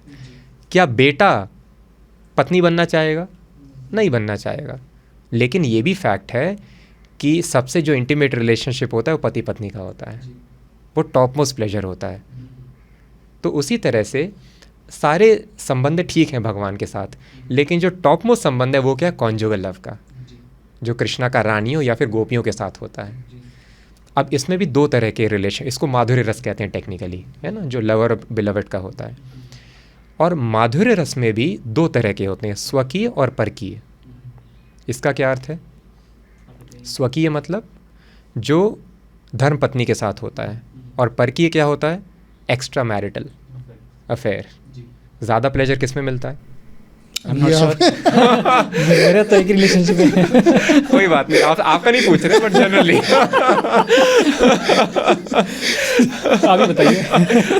हम सब लोग समझ सकते हैं जी नहीं समझ तो नहीं सकते। नहीं, मैं नहीं समझ सकता। एक्स्ट्रा मैरिटल, शादी तो आपकी हो चुकी है पर उसमें आप सेटिस्फाइड नहीं हैं, इसलिए आप प्री मैरिटल या पोस्ट मैरिटल, ये जो प्लेजर है इसमें सबसे ज़्यादा प्लेजर। शादी में तो ठीक है, चलो अब निभाना पड़ेगा क्या करें, दिस इज़ फैक्ट। तो मटेरियल वर्ल्ड में रिलेशनशिप कोई भी सस्टेन नहीं करता है, तो ये फैक्ट है। इसलिए हम सबको ये रिलेशनशिप है ठीक से यहाँ से इसको वाइंड अप करना और कृष्णा के साथ रिवाइव करना है। तो स्वकीय और परकीय हो गया, है ना। तो भगवान का जो रानियों के साथ रिलेशनशिप है वो है स्वकीय, डेफिनेटली उसमें प्लेजर है, लेकिन उससे ज़्यादा प्लेजर है रिलेशनशिप जो कि शादी नहीं हो पाती है फ्रेंड्स के साथ में, वो है गोपियों का रिलेशन भगवान के साथ। अब इसमें भी दो तरह के रिलेशन प्लेजर्स होते हैं। तो स्वकीय पर की हमने समझ लिया। तो जो फ्रेंड्स के साथ रिलेशन है which is between the people who are not married, वो बहुत ही ज़्यादा एक्सटैटिक होता है, इसलिए आदमी शादी भी करता है, लगता है कंटिन्यू होगा या आगे भी हो नहीं पाता है। एनीवे, अब ये जो लवर और बिलवड के बीच में रिलेशनशिप है, इसमें दो तरह के प्लेजर फील करते हैं हम, स्पिरिचुअल प्लेजर्स। एक जब मिलते हैं एक दूसरे से, और दूसरा सेपरेशन। सेपरेशन जो है मटीरियल वर्ल्ड में बहुत पेनफुल होता है, लेकिन स्पिरिचुअल वर्ल्ड में सबसे बड़ी एक्सटेसी होती है, सबसे बड़ा प्लेजर है जो हम बिकॉज सेपरेशन में जैसे कृष्ण भगवद गीता में कहते हैं कि मन मना भव मद भक्तो मई एव मन आधत्स्व। सबसे टॉप मोस्ट स्पिरिचुअल प्रैक्टिस है आपका माइंड हमेशा मुझ में अब्जॉर्ब रहे। तो सबसे बड़ा एब्जॉर्प्शन, ये सबसे ज़्यादा एब्जॉर्प्शन 24 घंटे करना कैसे पॉसिबल है? तो हमारे स्टूडेंट्स भी पूछते हैं, क्लास में ऐसा डिस्कशन हो रहा था कि प्रभु हमको काम करना है, ऑफिस जाना है, कोडिंग करनी है, पढ़ाई करनी है, हमेशा कृष्ण के बारे में कैसे सोच सकते हैं? तभी एक दूसरे स्टूडेंट बोलते हैं, प्रभु मैं समझ गया हूँ इस बात को, मैं भी ऐसे ही सोचता था, लेकिन फिर जब मेरा ब्रेकअप हुआ तो मुझे रियलाइज़ हुआ, मैं घर में झाड़ू लगा रहा हूँ, मैं अपना एग्ज़ाम दे रहा हूँ, कोई भी काम कर रहा हूँ, मैं तो हमेशा उसी के बारे में सोच रहा हूँ। तब मुझे समझ में आया कि जब यहाँ पर सोच सकते हैं तो कृष्णा से क्यों नहीं ये रिलेशन हो सकता है 24 घंटे। तो जब सेपरेशन फील होता है तो आप और भी ज़्यादा इंटेंसिटी से अब्जॉर्ब हो जाते हैं अपने बिलवड के थॉट्स में। तो इसीलिए जब आप कृष्णा में अब्जॉर्ब हो जाते हैं, ये टॉप मोस्ट प्लेजर है स्पिरिचुअल लाइफ का। तो इसलिए कृष्णा वृंदावन से दूर चले गए और गोपियाँ हमेशा बोलते हैं कि वापस क्यों नहीं आए अपने सबसे बड़े भक्तों के पास में? नहीं, वापस नहीं आए उनको टॉप मोस्ट प्लेजर देने के लिए। तो ऑल दो एक्सटर्नली लगेगा कि ये लोग तो दुख में हैं, यशोदा माई इतना रोई कृष्णा के जाने के बाद कि अंधी हो गई वो, लेकिन जो ये रोना, जब भक्त रोता है भगवान से सेपरेशन में, ये टॉप मोस्ट स्पिरिचुअल एक्सटेसी देता है भक्त को। तो वो राधा रानी कृष्णा के लिए सारी लाइफ फील करती रहीं, इसलिए राधा कृष्णा की जो वर्शिप है वो टॉप मोस्ट है। तो राधा कृष्ण के जो भक्त होते हैं वो राधा रानी के फुट स्टेप्स में फॉलो करके कृष्णा को इन अ मूड ऑफ सेपरेशन वर्शिप करते हैं। तो इस तरह से रिसेंटली ऑफ लेट, तो आप कुछ वर्ष पहले जाएंगे अगर चैतन्य महाप्रभु के पहले, तो कृष्णा की, अभी आप तिरुपति मंदिर में भी जाएंगे तो वहाँ पर कृष्णा रुक्मणी सत्यभामा के साथ में वर्शिप होती है, रानियों के साथ में। तो पहले तो राधा कृष्ण की वर्शिप एक्सेप्टेबल ही नहीं थी, और वो बोलते थे कि आप ये इट इज़ सैक्रिलेज, आप सोसाइटी को डिस्टर्ब कर रहे हैं, उनकी शादी ही नहीं हुई, आप वर्शिप कैसे कर सकते हैं। तो फिर आचार्यों ने, गोस्वामियों ने शास्त्र खोल के उनको अच्छे से बताया कि शादी वादी यहाँ पर होती है भाई, राधा कृष्णा तो गोलोक वृंदावन से आ रहे हैं, वो हमेशा साथ में रहते हैं, they are eternal consort, Radha Rani is eternal consort of Krishna, तो शादी करने की कोई ज़रूरत नहीं है। और ये टॉप मोस्ट प्लेजर है जो भगवान यहाँ पर आकर दिखाना चाहते हैं लोगों को। इस तरह से राधा कृष्ण की वर्शिप इस्टेब्लिश हुई। अब इसकी प्रीचिंग इतनी ज़्यादा हो गई, गोस्वामीज़ जो वृंदावन के चैतन्य महाप्रभु के डिसाइपल्स थे, उन्होंने इतना ज़्यादा प्रचार किया कि सब जगह अब राधा कृष्ण वर्शिप एक्सेप्टेबल हो गई है। लेकिन कृष्णा को अभी भी भक्त हैं। हमारा खुद का जो लॉस एंजलिस में मंदिर है यूएस में, वहाँ पर रुक्मणी द्वारकाधीश की डीटी है, विग्रह जी। तो इस तरह से रुक्मणी माता का भी कृष्ण के साथ में वर्शिप कर सकते हैं, लेकिन ये प्रचार पे डिपेंड करता है। तो जो राधा कृष्ण के भक्त थे उन्होंने बहुत अच्छे से प्रचार किया और राधा कृष्ण की वर्शिप इस तरह से एक्सेप्ट हो गई ज़्यादा, और अब हमको इसीलिए राधा रानी प्रोमिनेंटली मंदिर में दिखाई देती हैं। प्रभु जी, अभी इस सब एटर्नल लव और सैक्रिफाइस में मीरा का कहाँ स्थान आता है? मीरा का स्थान भी बहुत ऊंचा स्थान है और she is one of the top most devotees of Krishna. तो उनके साथ में कोई मंदिर नहीं है, और वो टाइमलाइन क्या था मीरा जी का और कृष्ण का? सो मीराबाई 500 वर्ष पूर्व वो भी यहाँ पर आई थी, और इस तरह से भगवान के तो बहुत सारे भक्त हुए हैं, लेकिन राधा रानी उनकी टॉप मोस्ट डिवोटी हैं और उनकी अंतरंग शक्ति हैं। अंतरंग शक्ति का क्या अर्थ है? जैसे सन और सनलाइट क्या अलग हो सकते हैं? आज सूरज निकला है बिना लाइट के, या सनलाइट आ गई बिना सन के, पॉसिबल नहीं है। तो ये भी बहुत इंपॉर्टेंट क्वेश्चन है। तो कई बार लोग बोलते हैं कि राधा कृष्णा एक ही हैं, तो एक का क्या मतलब है? एक का ये मतलब है डिफरेंस तो है लेकिन एक भी हैं। कैसे? वही एग्जाम्पल सन और सनलाइट का। सन और सनलाइट एक हैं क्योंकि एक ही यूनिट हैं, अलग अलग एग्जिस्ट ही नहीं कर सकते वो लोग, इसलिए एक हैं, लेकिन अलग भी हैं क्योंकि सूरज सूरज है और सूरज की रोशनी रोशनी है। तो राधा रानी शक्ति हैं और कृष्ण शक्तिमान है। तो इस शक्ति का भी एक रूप है, वो रूप है श्रीमती राधा रानी, और इसीलिए वो भगवान की सबसे बड़ी भक्त भी हैं। तो इसलिए वर्शिप उनकी राधा रानी के साथ में होती है, टॉप मोस्ट डिवोटी। तो ये आपने बहुत खूबसूरती से समझाया। अब एक और लीला जो बहुत ही फेमस है उन कृष्ण भगवान की, गोवर्धन लीला, उसको आप समझाएं तो बहुत ही। तो इसके पीछे का कॉन्टेक्स्ट समझना ज़रूरी है। तो इसलिए कृष्णा भगवद गीता में कहते हैं, अंतवत्तु फलम तेषाम तद्भवति अल्पमेधसाम कामस्तस्त हृत ज्ञाना प्रपद्यन्ते अन्य देवता। काम मतलब डिज़ायर, भौतिक आकांक्षा रखना। कामस्तस्त हृत ज्ञाना, जब आदमी की भौतिक आकांक्षाएं उसकी मति हर लेती हैं, ज्ञान हर लिया जाता है, तो कृष्ण कहते हैं प्रपद्यन्ते अन्य देवता, वो दूसरे देवताओं को प्रपद्यन्ते मतलब सरेंडर करता है। दूसरे देवताओं की शरण में आदमी कब जाता है? जब आदमी की डिज़ायर्स उसका ज्ञान हर लेती हैं। ज्ञान हर लेना मतलब हमको समझना है कि हम तो इटर्नल हैं, सब कुछ हमारे पास है, हमारा परिवार है, हमारे पास भगवान जितनी शक्ति है, हमारे पास भगवान का सारा ऐश्वर्य है। क्यों? क्योंकि हम भगवान के ही बच्चे हैं और गोलोक वृंदावन में हमारी एक्चुअल सिचुएशन है।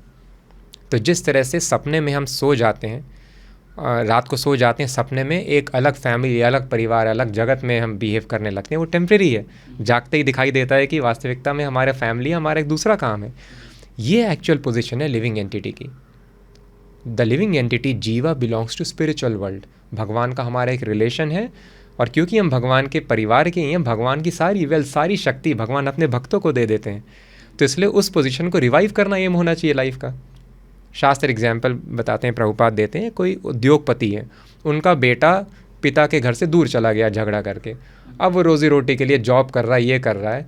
अगर आप उसको स्किल सिखा दिए, जॉब करना सिखा दिए, वो भी अच्छा काम है, लेकिन वो इंटेलिजेंस का काम नहीं है। इंटेलिजेंस का काम है उसको घर भेजो भाई, उसके पिता के पास सब कुछ है जी।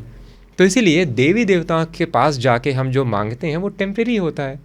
तो आप अपना टाइम क्यों वेस्ट करेंगे टेम्प्रेरी चीज़ के पीछे? आपका टाइम इन्वेस्ट होना चाहिए कि आप अपनी शाश्वत पोजीशन, इटर्नल पोजीशन रिवाइव कर पाएँ, इस भौतिक जगत से निकल जाएं।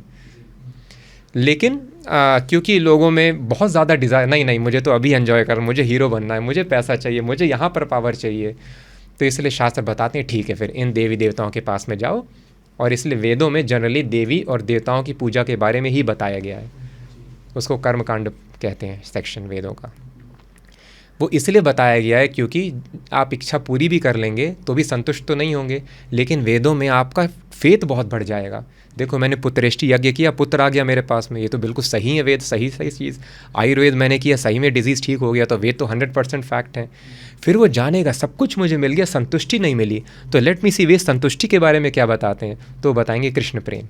तो नंद बाबा और सारे जो ग्वाले थे, ब्रजवासी थे, वो इंद्र भगवान की उपासना किया करते थे। आखिर सुप्रीम पावर तो आप कृष्ण के जो दास हैं सब लोग वो मानते हैं कि कोई सुप्रीम पावर है, कृष्ण भी एक अवतार है, ये तो आप लोग सब मानते हैं। हाँ, तो ये एक फिलॉसफी है। हाँ, यानी कि जी। कोई सुप्रीम पावर की एक अवतार है, करेक्ट है। तो फिर क्या ये सही होगा कि एक अवतार को हम इतना पूजें और सुप्रीम पावर के बारे में ना सोचें? कृष्णा जो हैं वो पावरफुल हैं, उनसे पावर आ रही है। तो ऐसा नहीं है कि पावर ने, जैसे लाइट ने ट्यूबलाइट प्रकट कर दिया, ऐसा नहीं, ट्यूबलाइट से लाइट प्रकट होती है। सूर्य से तो सूर्य जो किरण निकल कल की अवतार होने वाले हैं, हाँ। या जब कृष्ण अवतार ले रहे हैं, तो एक इटर्नल बीज आता है तब वो होगा ना, या इटर्नल कोई आत्मा जब आई तब भगवान प्रकट होंगे ना, तो फिर वो आत्मा इम्पोर्टेंट नहीं है। हाँ, वही इटर्नल आत्मा कृष्ण है। अच्छा, तो आप बोल रहे हैं कल की अवतार भी जब आएगा तब कृष्ण ही अवतार लेंगे? कृष्ण ही अवतार लेते हैं, सारे अवतार कृष्ण के ही हैं। कल की अवतार भी कृष्ण का अवतार होने बिल्कुल वाला है? बिल्कुल, यस। तो एक्चुअली आपने जो बताया ये एक फ़िलॉसफी है जिसको कहते हैं अद्वैत फ़िलॉसफी। तो उसमें क्या बोला जाता है कि अल्टीमेट जो है ट्रुथ, तो अल्टीमेटली सारे वेद शास्त्र जो भी फ़िलॉसफीज़ हैं ये परम सत्य को जानने के लिए ही बनाए गए हैं। परम सत्य क्या होता है? Cause of all causes. ये माइक को माइक बोलना सत्य नहीं है। क्यों? क्योंकि ये माइक कुछ समय पहले ये लोहा लावा था। के फॉर्म में किसी हाँ। इंडस्ट्री में बह रहा था। Correct. उसके पहले ये एक पहाड़ का पार्ट था जहाँ से इसको निकाला गया, माइनिंग की गई है इसकी। पहाड़ कुछ समय पहले, धरती जो है खुद सूर्य से आ रही है, वो सूर्य थी, तो ये कुछ समय बाद कुछ और फॉर्म ले लेगा। तो जिस चीज़ का फॉर्म हमेशा बदलता जा रहा है उसको कोई वो आइडेंटिटी देना वो झूठ है। तो इस तरह से इस दुनिया में सब कुछ झूठ है। करेक्ट? हम जो बोल रहे हैं, हम ये क्या है? ये क्या चावल दाल इडली सांभर है? करेक्ट? वो ये फॉर्म ले लिया, आदमी औरत, आप प्रवीण बोल रहे हैं, राजेश जी बोल रहे हैं, या गौरमंडल बोल रहे हैं, ये क्या है? इडली सांभर है, या केला बनाना जो आप दूध पीते हो वो है। कल को ये मलमूत्र बन जाएगा, चेंज हो जाएगा। तो इस तरह से यहाँ पर कुछ भी सत्य नहीं है। सत्य क्या है हमको समझना है, ढूंढना है। तो इस तरह से वो ट्रेस करते गए। ठीक है, अभी ये शरीर है, शरीर के पहले ये गेहूँ था, गेहूँ के पहले ये क्या था? मिट्टी थी, मिट्टी के पहले क्या था? सूर्य था, उसके पहले क्या था? तो इस तरह से ट्रेस करते जाएंगे तो दो कंक्लूजन्स आते हैं। एक कंक्लूजन है एनर्जी और एक कंक्लूजन है एनर्जेटिक व्यक्ति। तो अब इन दोनों में से वास्तविकता क्या है? तो एक फिलॉसफी है जिसमें बोला जाता है कि एनर्जी अल्टीमेट है, एक एनर्जी है, उससे सब कुछ यहाँ पर आ रहा है। लेकिन दूसरी फिलॉसफी बताती है कि एनर्जी नहीं, एनर्जी से सब कुछ नहीं आ सकता। क्यों? क्योंकि वो जनरेट कहाँ से हो रही है अदरवाइज। हाँ, एनर्जी जनरेट होना ज़रूरी नहीं है, बिकॉज हम साइंस में भी समझते हैं energy can neither be created nor be destroyed, can be transformed. तो एनर्जी इटर्नल हो सकती है।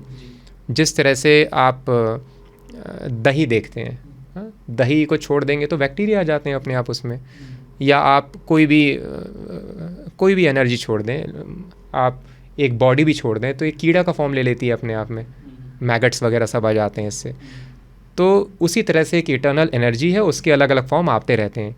लेकिन अगर आप और थोड़ा लॉजिक लगाएंगे या शास्त्रों को समझेंगे तो ये परफेक्ट फिलॉसफी नहीं है। एक लेवल तक परफेक्ट है कि हाँ एनर्जी से सब कुछ आ रहा है, लेकिन एनर्जी भी कहीं से आ रही है, तो ये फिलॉसफी कंप्लीट नहीं है। सब कुछ एनर्जी से आ रहा है, बिल्कुल सही है, वो ब्रह्म सत्य है। ब्रह्म कहते हैं स्पिरिचुअल एनर्जी को, जिससे सब कुछ आता है। सारे आपके हमारे सारे फॉर्म उसी एक एनर्जी से आ रहे हैं। लेकिन ये फिलॉसफी कंप्लीट नहीं है क्योंकि एनर्जी भी एनर्जेटिक से आ रही है। वो कृष्णा भगवद गीता में कहते हैं ब्रह्मणो ही प्रतिष्ठा हम, वो जो ब्रह्म ज्योति है that is situated on me, energetic. और एनर्जी से जो भी यहाँ पर फॉर्म्स आ रहे हैं हम देख रहे हैं यहाँ पर डिज़ाइन है। आपका काम ही है डिज़ाइन अनडिज़ाइन। तो क्या डिज़ाइन बाय चांस हो सकता है? नहीं। ये कैमरा भी है, कोई बोले आपने कैमरा देखा, कहाँ से आया भाई, अच्छा कैमरा दिख रहा है, बोले बाई चांस आ गया। यहाँ पर एक छोटा 2-4 पार्टिकल थे, मिलियंस ऑफ ईयर्स का एवोल्यूशन हुआ, अभी देखो कैमरा आ गया अपने आप। बोलेंगे बेवकूफ़ बना रहे, मैं ही मिला था आज। तो जहाँ पर हम डिज़ाइन देखते हैं वहाँ पर बात आती है एक व्यक्ति की, एक कॉन्शियसनेस की, चेतना की, जो कि एनर्जी को मैनिपुलेट कर रहा है। तो एनर्जी तो डेड होती है अपने आप में, एनर्जी एक फॉर्म, एक डिज़ाइन नहीं ले सकती। तो इसीलिए एनर्जेटिक इज सुप्रीम। इसका मतलब आप इवोल्यूशन को भी इतने कंप्लीटनेस में मानते नहीं हैं कि आपका ये कहना है कि कृष्ण भगवान ने बंदर और आदमी अलग ही रखे थे, आदमी से बंदर नहीं हुआ। वो तो फैक्ट है। मतलब evolution is not true. Maruti 800 धरती में मिली और मारुति 1000 मॉडल आते थे ना। हाँ हाँ डिफरेंस क्या होता था? एक की डिक्की बड़ी होती थी। हाँ हाँ। तो हम थ्योरी निकाल दिए भाई, मारुति 800 से निकली धीरे हुई। धीरे धीरे धीरे, या हमने 1000 की डिक्की यूज करना बंद कर दिया तो 800 बन गया। और नहीं भाई, 800 अलग मॉडल है, 1000 अलग मॉडल है। दिखने में थोड़ा सिमिलैरिटी हो सकती है। सिमिलैरिटी है। तो दोनों के फॉसिल साथ में मिलते हैं, वो दोनों अलग अलग स्पीशीज हैं। तो ये हमको वेदों से वर्णन मिलता है। तो ये भी बहुत अच्छा डिस्कशन है। और तो अभी हम लेकिन डिस्कस कर रहे थे फिलॉसफीज़ के बारे में। तो उस तरह से एनर्जी सुप्रीम ये इनकम्प्लीट फिलॉसफी है। एनर्जी सुप्रीम होती है लेकिन उसके बियॉन्ड एनर्जेटिक होता है, दैट इज़ टॉप मोस्ट, और वो कृष्ण है। वो डिक्लेयर करते हैं ब्रह्मणो ही प्रतिष्ठा हम। और कृष्ण ये भी कहते हैं अव्यक्तम, क्योंकि ये फिलॉसफीज भगवान के टाइम भी एग्जिस्ट करती थी। तो कृष्ण कहते हैं अव्यक्तम व्यक्तिम आपन्नम मन्यते माम अबुद्धयः। अव्यक्त, अव्यक्त मतलब जो मैनिफेस्ट नहीं है, एनर्जी, इनविजिबल। व्यक्तिम आपन्नम, एक इनविजिबल एनर्जी, एनर्जी का एक व्यक्ति का रूप लेके आ जाती है, उसको अवतार कहते हैं, वही कृष्ण है। तो कृष्ण कहते हैं मन्यते माम, मेरे बारे में जो ऐसा सोचता है, अबुद्धयः, वो बुद्धू है वो इंटेलिजेंट नहीं है। बुद्ध मीन्स नॉलेज, नॉलेजेबल। अबुद्धया means he is not very knowledgeable. तो कृष्ण ने खुद ही डिक्लेयर कर दिया कि जो लोग ये बोल रहे हैं अव्यक्त ने व्यक्ति का रूप ले लिया है, जो मेरे बारे में मन्यते माम ऐसा सोचता है, वो बहुत इंटेलिजेंट नहीं है। तो इसलिए भगवान से ही एनर्जी आ रही है और भगवान ही सारे अवतार लेते हैं। हम आप भी भगवान की एक्सपेंशन है। जिस तरह से पेड़ की पत्ती, पेड़ की शाखा, सब कुछ पेड़ है, तो उस तरह से कृष्ण के अलावा इस दुनिया में कुछ नहीं है। लेकिन कभी कभी पेड़ अपने पेड़ के रूप में एक्सपैंड करता है, जैसे बरगद से एक निकला ब्रांच और फिर एक बरगद का पेड़ आ गया। तो जब भगवान अपने आप को भगवान के रूप में ही एक्सपैंड कर लेते हैं, उसको कहते हैं अवतार। और जब पत्तियाँ छोटे छोटे ट्विग्स के रूप में एक्सपैंड करते हैं, उसको कहते हैं जीव, आप हम सब लोग। इस तरह से भगवान के ही सब कुछ विस्तार हैं। कुछ विस्तार पेड़ के रूप में होते हैं, कुछ पत्तियों, शाखाओं और डाली के रूप में होते हैं। तो अब यहाँ से हम ये समझ गए कि देवी देवता वर्शिप का औचित्य क्या है, अल्टीमेट ऑब्जेक्टिव क्या है। कि वेदों में फेथ लाना, आपकी इच्छा पूरी हो जाएगी, सेटिस्फैक्शन नहीं मिलेगा। सेटिस्फैक्शन है पेड़ के पत्ते को पेड़ से कनेक्ट कर दो, बस वो अपने आप हरा हो जाएगा। तो भगवान के साथ जब हमारा लविंग रिलेशनशिप इस्टेब्लिश हो जाता है, संतुष्टि मिल जाती। तो अब जो विरजवासी थे वो इंद्र भगवान की उपासना करते थे, क्योंकि वो वर्षा देंगे, वर्षा से वो किसान थे, खेती करेंगे, अन्न उपजाएंगे, अच्छा रहेगा। लेकिन कृष्ण भगवान बताना चाहते थे करने की ज़रूरत नहीं है आपको। मैं खुद आपके परिवार में आ गया हूँ, आप क्या यहाँ वहाँ भाग रहे हो, आप मेरी पूजा करो, मेरी बात मानो। तो इसलिए कृष्ण भगवान बताना चाहते थे कि देवी देवता की उपासना भी कब करना ज़रूरी है, जब आप नॉर्मली भगवान के अरेंजमेंट से सेटिस्फाइड नहीं हैं, आउट ऑफ द टर्न आप जाके कुछ लेना चाहते हैं। नहीं तो आपके कर्मों के हिसाब के आपको रिजल्ट मिल जाएगा। अच्छा कर्म कीजिए, अच्छा मिल जाएगा, बुरा करेंगे तो बुरा आएगा। बट आप उससे सेटिस्फाइड नहीं अभी यही वाली चीज़ चाहिए, तो ठीक है, चलो इस देवता का डिपार्टमेंट ही यही है, ये दे देगा आपको।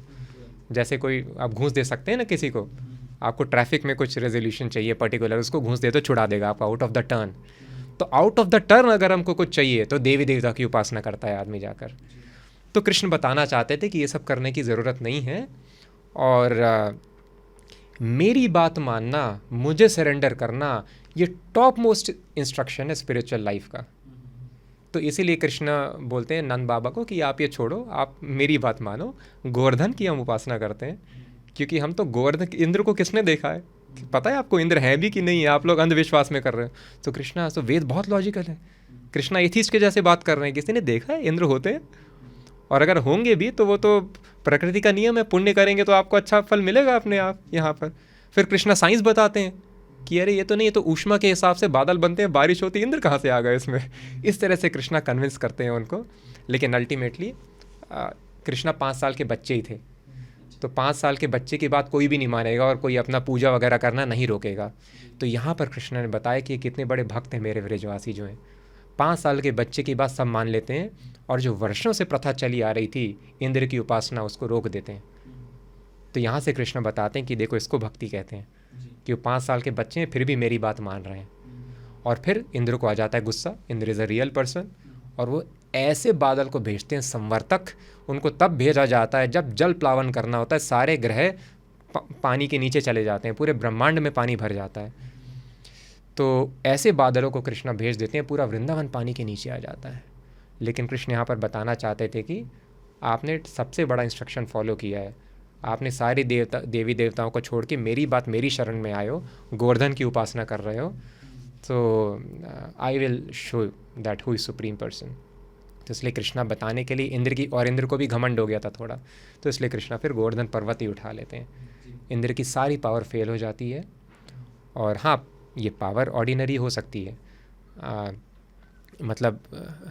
कुछ योगी भी हैं जिन्होंने भी पर्वत उठाए पहले, हनुमान जी भी पर्वत उठा लेते थे और शास्त्रों में डिस्क्रिप्शन है, लेकिन ये ऑर्डिनरी पर्वत उठाना नहीं था। 7 दिन तक कृष्णा ने अपनी छोटी उंगली में उठाया और 7 दिन तक उन्होंने भूख प्यास, बिल्कुल परेशान नहीं हुए ब्रजवासी। तो ये कोई योगी नहीं कर सकता। भूख प्यास बायोलॉजिकल डिमांड है दूसरे व्यक्ति की, तो भूख प्यास कैसे नहीं लग रही है 7 दिनों तक। तो यहाँ कृष्ण बताना चाहते थे अपनी सुप्रीमेसी।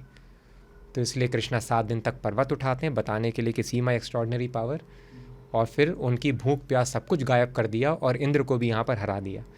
तो यहाँ से कृष्ण एस्टैब्लिश करना चाहते थे कि देवी देवता की वर्शिप करने की ज़रूरत नहीं है। इवन वो सबसे शक्तिशाली देव होंगे इंद्र, तो भी वो कुछ नहीं कर सकते इसके लिए। तो इसलिए भगवान ने एस्टैब्लिश करने के लिए गोवर्धन लीला यहाँ पर। उस समय उनकी उम्र क्या बता दी? 5 वर्ष ही, 5 साल 7 साल इतनी उम्र थी बस उनकी। जैसे हम अवतारों की बात कर रहे हाँ। थे। सो if Krishna is the supreme, तो शिव, हाँ, शंकर भगवान या शिव कैसे सुप्रीम हो सकते हैं? और उन्हें आदि पुरुष कहा जाता है, तो फिर वो आदि पुरुष कैसे कहते हैं उन्हें? इसको again I will request all the audience also to please listen with open mind, because हम सबके फेथ अलग अलग हो सकते हैं बहुत। और लेकिन हमको समझना है कि ये फेथ आता कहाँ से है। हमको हमारा फेथ आता है हमारी अपब्रिंगिंग से। तो हम में से कुछ का फेथ होगा शिव में, कुछ का फेथ होगा कृष्ण में, विष्णु में, कुछ का दुर्गा में, कुछ का गणेश में। महाराष्ट्र में गणेश पूजा बहुत होती है। कुछ का, जैसे हमने डिस्कस किया, शक्ति में एक फेथ होगा, फॉर्म्स उनके लिए इम्पोर्टेंट नहीं है। और कुछ नास्तिकवाद फॉलो करेंगे जिनका किसी भी देवी देवता में कोई भी फेथ नहीं है। कुछ का फेथ होगा अल्लाह में, कुछ का फेथ होगा क्राइस्ट में। तो ये फेथ कैसे, कहाँ से आता है, डिपेंड्स हमारी अपब्रिंगिंग कैसी हुई है, एक्सपोजर क्या हुआ, एक्सपोजर क्या हुआ है। सिंपल, सपने में जाते हैं तो हमको बिल्कुल फेथ होता है, नहीं तो रियल दुनिया है, पर वो गलत है, उस फेथ का कोई यूज़ नहीं है। तो इसलिए हमको समझना है जब तक हम मुक्त नहीं हो जाते हमारे फेथ का कोई ज़्यादा यूज़ नहीं है। हर रात को हमारा माइंड हमको गलत फेथ में ले जाता है कि ये रियल दुनिया है, वो दुनिया रियल नहीं है। करेक्ट। तो इसलिए शास्त्र कहते हैं पहले मुक्त हो जाओ फिर फेथ लाना, या जो मुक्त पुरुष हैं उन पे फेथ करो, आप उनको फॉलो करो। तो इसीलिए हम शास्त्रों को फॉलो करते हैं। तो अभी हम नैरो डाउन कर रहे हैं टॉपिक, अभी बाकी धर्म बाकी ये सबसे नहीं। हमको समझना है कि कुछ लोग बोलते हैं शिव सुप्रीम है, कुछ ये भी बोलते हैं कि शक्ति सुप्रीम है। शक्ति से ही, और शास्त्र भी बताते हैं कि शक्ति से शिव आ रहे हैं, शक्ति से विष्णु आ रहे हैं, शक्ति से ब्रह्मा आ रहे हैं, और इस तरह से बाकी देवी देवताओं के बारे में बताया गया है।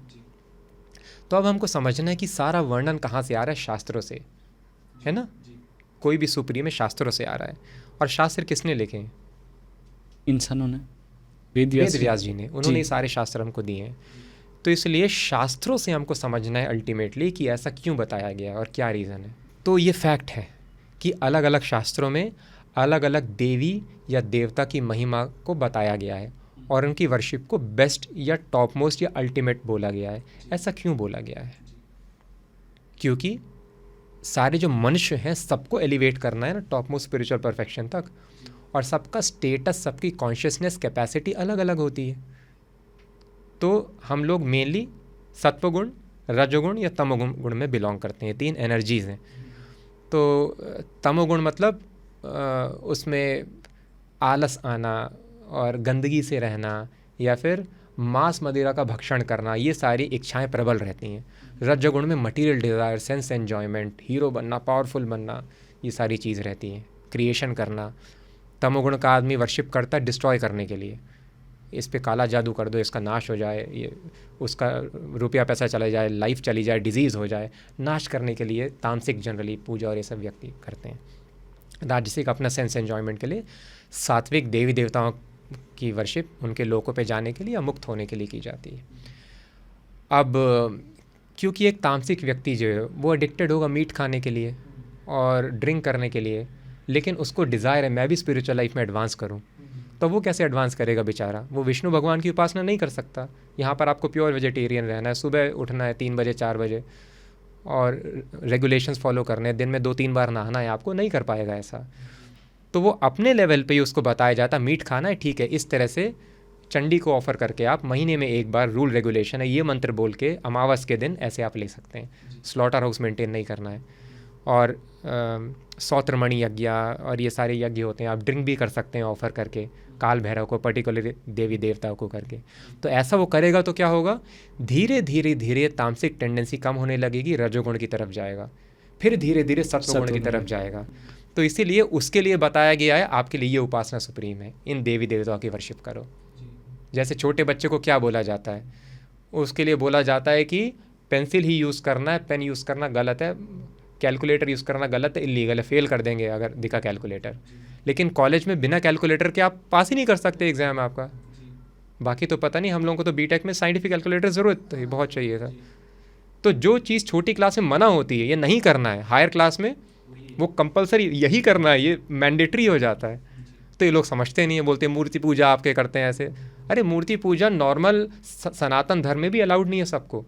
हम भी टेम्पल ज्वाइन करते हैं तो कम से कम 2 साल से 8 साल तक लगते हैं गर्भगृह ऑल्टर में पैर रखने के लिए। उसके लिए कॉन्शियसनेस एलिवेट करना होता है। हम भी मूर्ति पूजा हमारे लिए वर्जित होती है जब तक आप एक्चुअली क्वालिफिकेशन नहीं लेते हैं। तो इवन सनातन धर्म में भी सबको अलाउड नहीं है करना, लेकिन जो क्वालिफाइड है उसके लिए मैंडेटरी भी हो जाता है। और फिर एडवांस लेवल में जाने के बाद ऑप्शनल भी हो जाता है। ओके। जो बहुत एडवांस हो जाते हैं उनके लिए फिर ऑप्शनल है, वो भगवान का नाम ले लें, फिर उनको मूर्ति पूजा की भी ज़रूरत नहीं है। तो इस तरह से हमको समझना है, लेवल्स होते हैं। तो इसीलिए लेवल के हिसाब से किसी को बताया गया कि आपके लिए इस देवी या इस देवता की उपासना करना रिक्वायर्ड है। अभी उनको टॉप मोस्ट बताया गया है। तो पुराण को राजसिक, सात्विक और तामसिक 3 डिविजन्स में 6 पुराण, टोटल 18 इस तरह से कंपोज किए गए हैं। इसलिए बताया गया है हर अलग जगह किसी किसी को सुप्रीम। तो इसी तरह से मतलब कहा जाए जो मेन एनर्जेटिक है वो कृष्ण है। अब ये कैसे समझे कि वो कृष्ण है, अगला क्वेश्चन ये होगा। तो इसलिए अगेन हम शास्त्रों में जाते हैं। तो हमको लीलाओं से नहीं समझना। जैसे हमने देखा लीला किस लिए की जाती, लीला एक ड्रामा है। कृष्णा एक ऑर्डिनरी आदमी जैसा भी बिहेव करते, अपने पैर में तीर लगा लेते हैं और मृत्यु का नाटक करते हैं। तो इसी तरह से, और जब तक आपको फेथ नहीं आएगा आपके इष्ट में, आप उसकी उपासना कैसे कर पाएंगे। तो इसी तरह शास्त्र इस तरह से डिस्क्रिप्शन बताएंगे कि देखो शक्ति से सारे तीनों त्रिदेव आ रहे हैं बाहर, तो शक्ति सुप्रीम हो गई। नहीं, ऐसा नहीं। जिस तरह से देखा हमने डिस्कस किया कि यशोदा के थ्रू कृष्ण आ रहे हैं, तो क्या यशोदा सुप्रीम हो गई, परम सत्ता हो गई? नहीं, कृष्णा उनके थ्रू आ रहे हैं। तो उसी तरह कृष्णा शक्ति के थ्रू भी यहाँ पर आ सकते हैं, कृष्णा शिव के थ्रू भी आ सकते हैं, कृष्णा किसी और के ब्रह्मा के थ्रू भी आए हैं यहाँ पर, कृष्णा खंबे के थ्रू भी आ। क्या खंबा सुप्रीम हो गया? नहीं। तो इसी तरह से हमको ये नहीं देखना है कि कौन किसकी पूजा करता था। कृष्णा तो नंद बाबा की चप्पल अपने सर में लेकर घूमते थे, तो क्या नंद बाबा सुप्रीम हो गए उनसे ऊपर? नहीं। तो इसी तरह कृष्णा खुद भी दूसरे देवी देवताओं की उपासना करेंगे। वो नॉर्मल आदमी के लिए एग्जाम्पल सेट करना चाहते हैं। यहाँ पर हमको लीला से नहीं, हमको शास्त्रों से समझना है। तो अब अगर again I request and open minded listening and hearing, अगर आप शास्त्रों में जाएं तो क्या शंकर भगवान कहीं पर भी ऐसा बोल रहे हैं, मत्तः परतरम ना अन्यद किंचिदस्ति धनंजया, जो कृष्णा भगवद गीता में कहते हैं, मत्तः परतरम, मुझसे ऊपर कोई भी नहीं है, there is no truth beyond me, मत्तः परतरम ना अन्यद। क्या शंकर भगवान कहीं ऐसा कह रहे हैं? हमको ऐसा नहीं मिलेगा कहते हुए। कृष्ण कहते हैं भगवद गीता में दूसरे देवी देवताओं की उपासना मत करो, साफ साफ यहाँ पर कह दिया है। प्रपद्यन्ते अन्य देवता हृत ज्ञाना, जिनका ज्ञान हर लिया जाता है भौतिक इच्छाओं के द्वारा, वो मांगते हैं यहाँ वहाँ देवताओं के पास जाकर। तो कृष्ण ऐसा बोल रहे हैं और कहते हैं माम एकम शरणम व्रजा सर्वधर्मान परित्यज्य, सारे धर्म छोड़ दो तुम और मेरी शरण में आ जाओ। क्या शंकर भगवान कहीं पर ऐसा बोल रहे हैं, या फिर दुर्गा कहीं पर ऐसा बोल रही है माता, या गणेश भगवान कहीं पर ऐसा बोल रहे हैं, या सूर्य देवता बोल रहे हैं, या कोई और बोल रहा है? सर्वधर्मान, सारे धर्म छोड़ दो, मेरी शरण में आए। माम एकम, एकम मतलब ओनली अनटू मी, और किसी के पास नहीं जाना है। क्या कोई और ऐसा बोल रहे हैं? नहीं, कोई ऐसा नहीं बोलेगा। और वो क्या बोल रहे हैं अगर उनसे पूछेंगे तो? कृष्ण तो ये कहते हैं कि मन मना भव मत भक्तो, हमेशा मेरे बारे में सोचो, मेरे भक्त बनो। लेकिन जब सेम क्वेश्चन शंकर भगवान से पार्वती माता कहती हैं तो वो क्या बताते हैं? विष्णु भगवान के वहाँ से 1000 नाम आए महाभारत से, जिसको विष्णु सहस्त्र नाम कहा जाता है, वो प्रेयर्स बताई। और फिर माता ने खुद बोला कितनी सारी आराधनाएं हैं शास्त्रों में, सबसे बड़ी आराधना कौन सी है?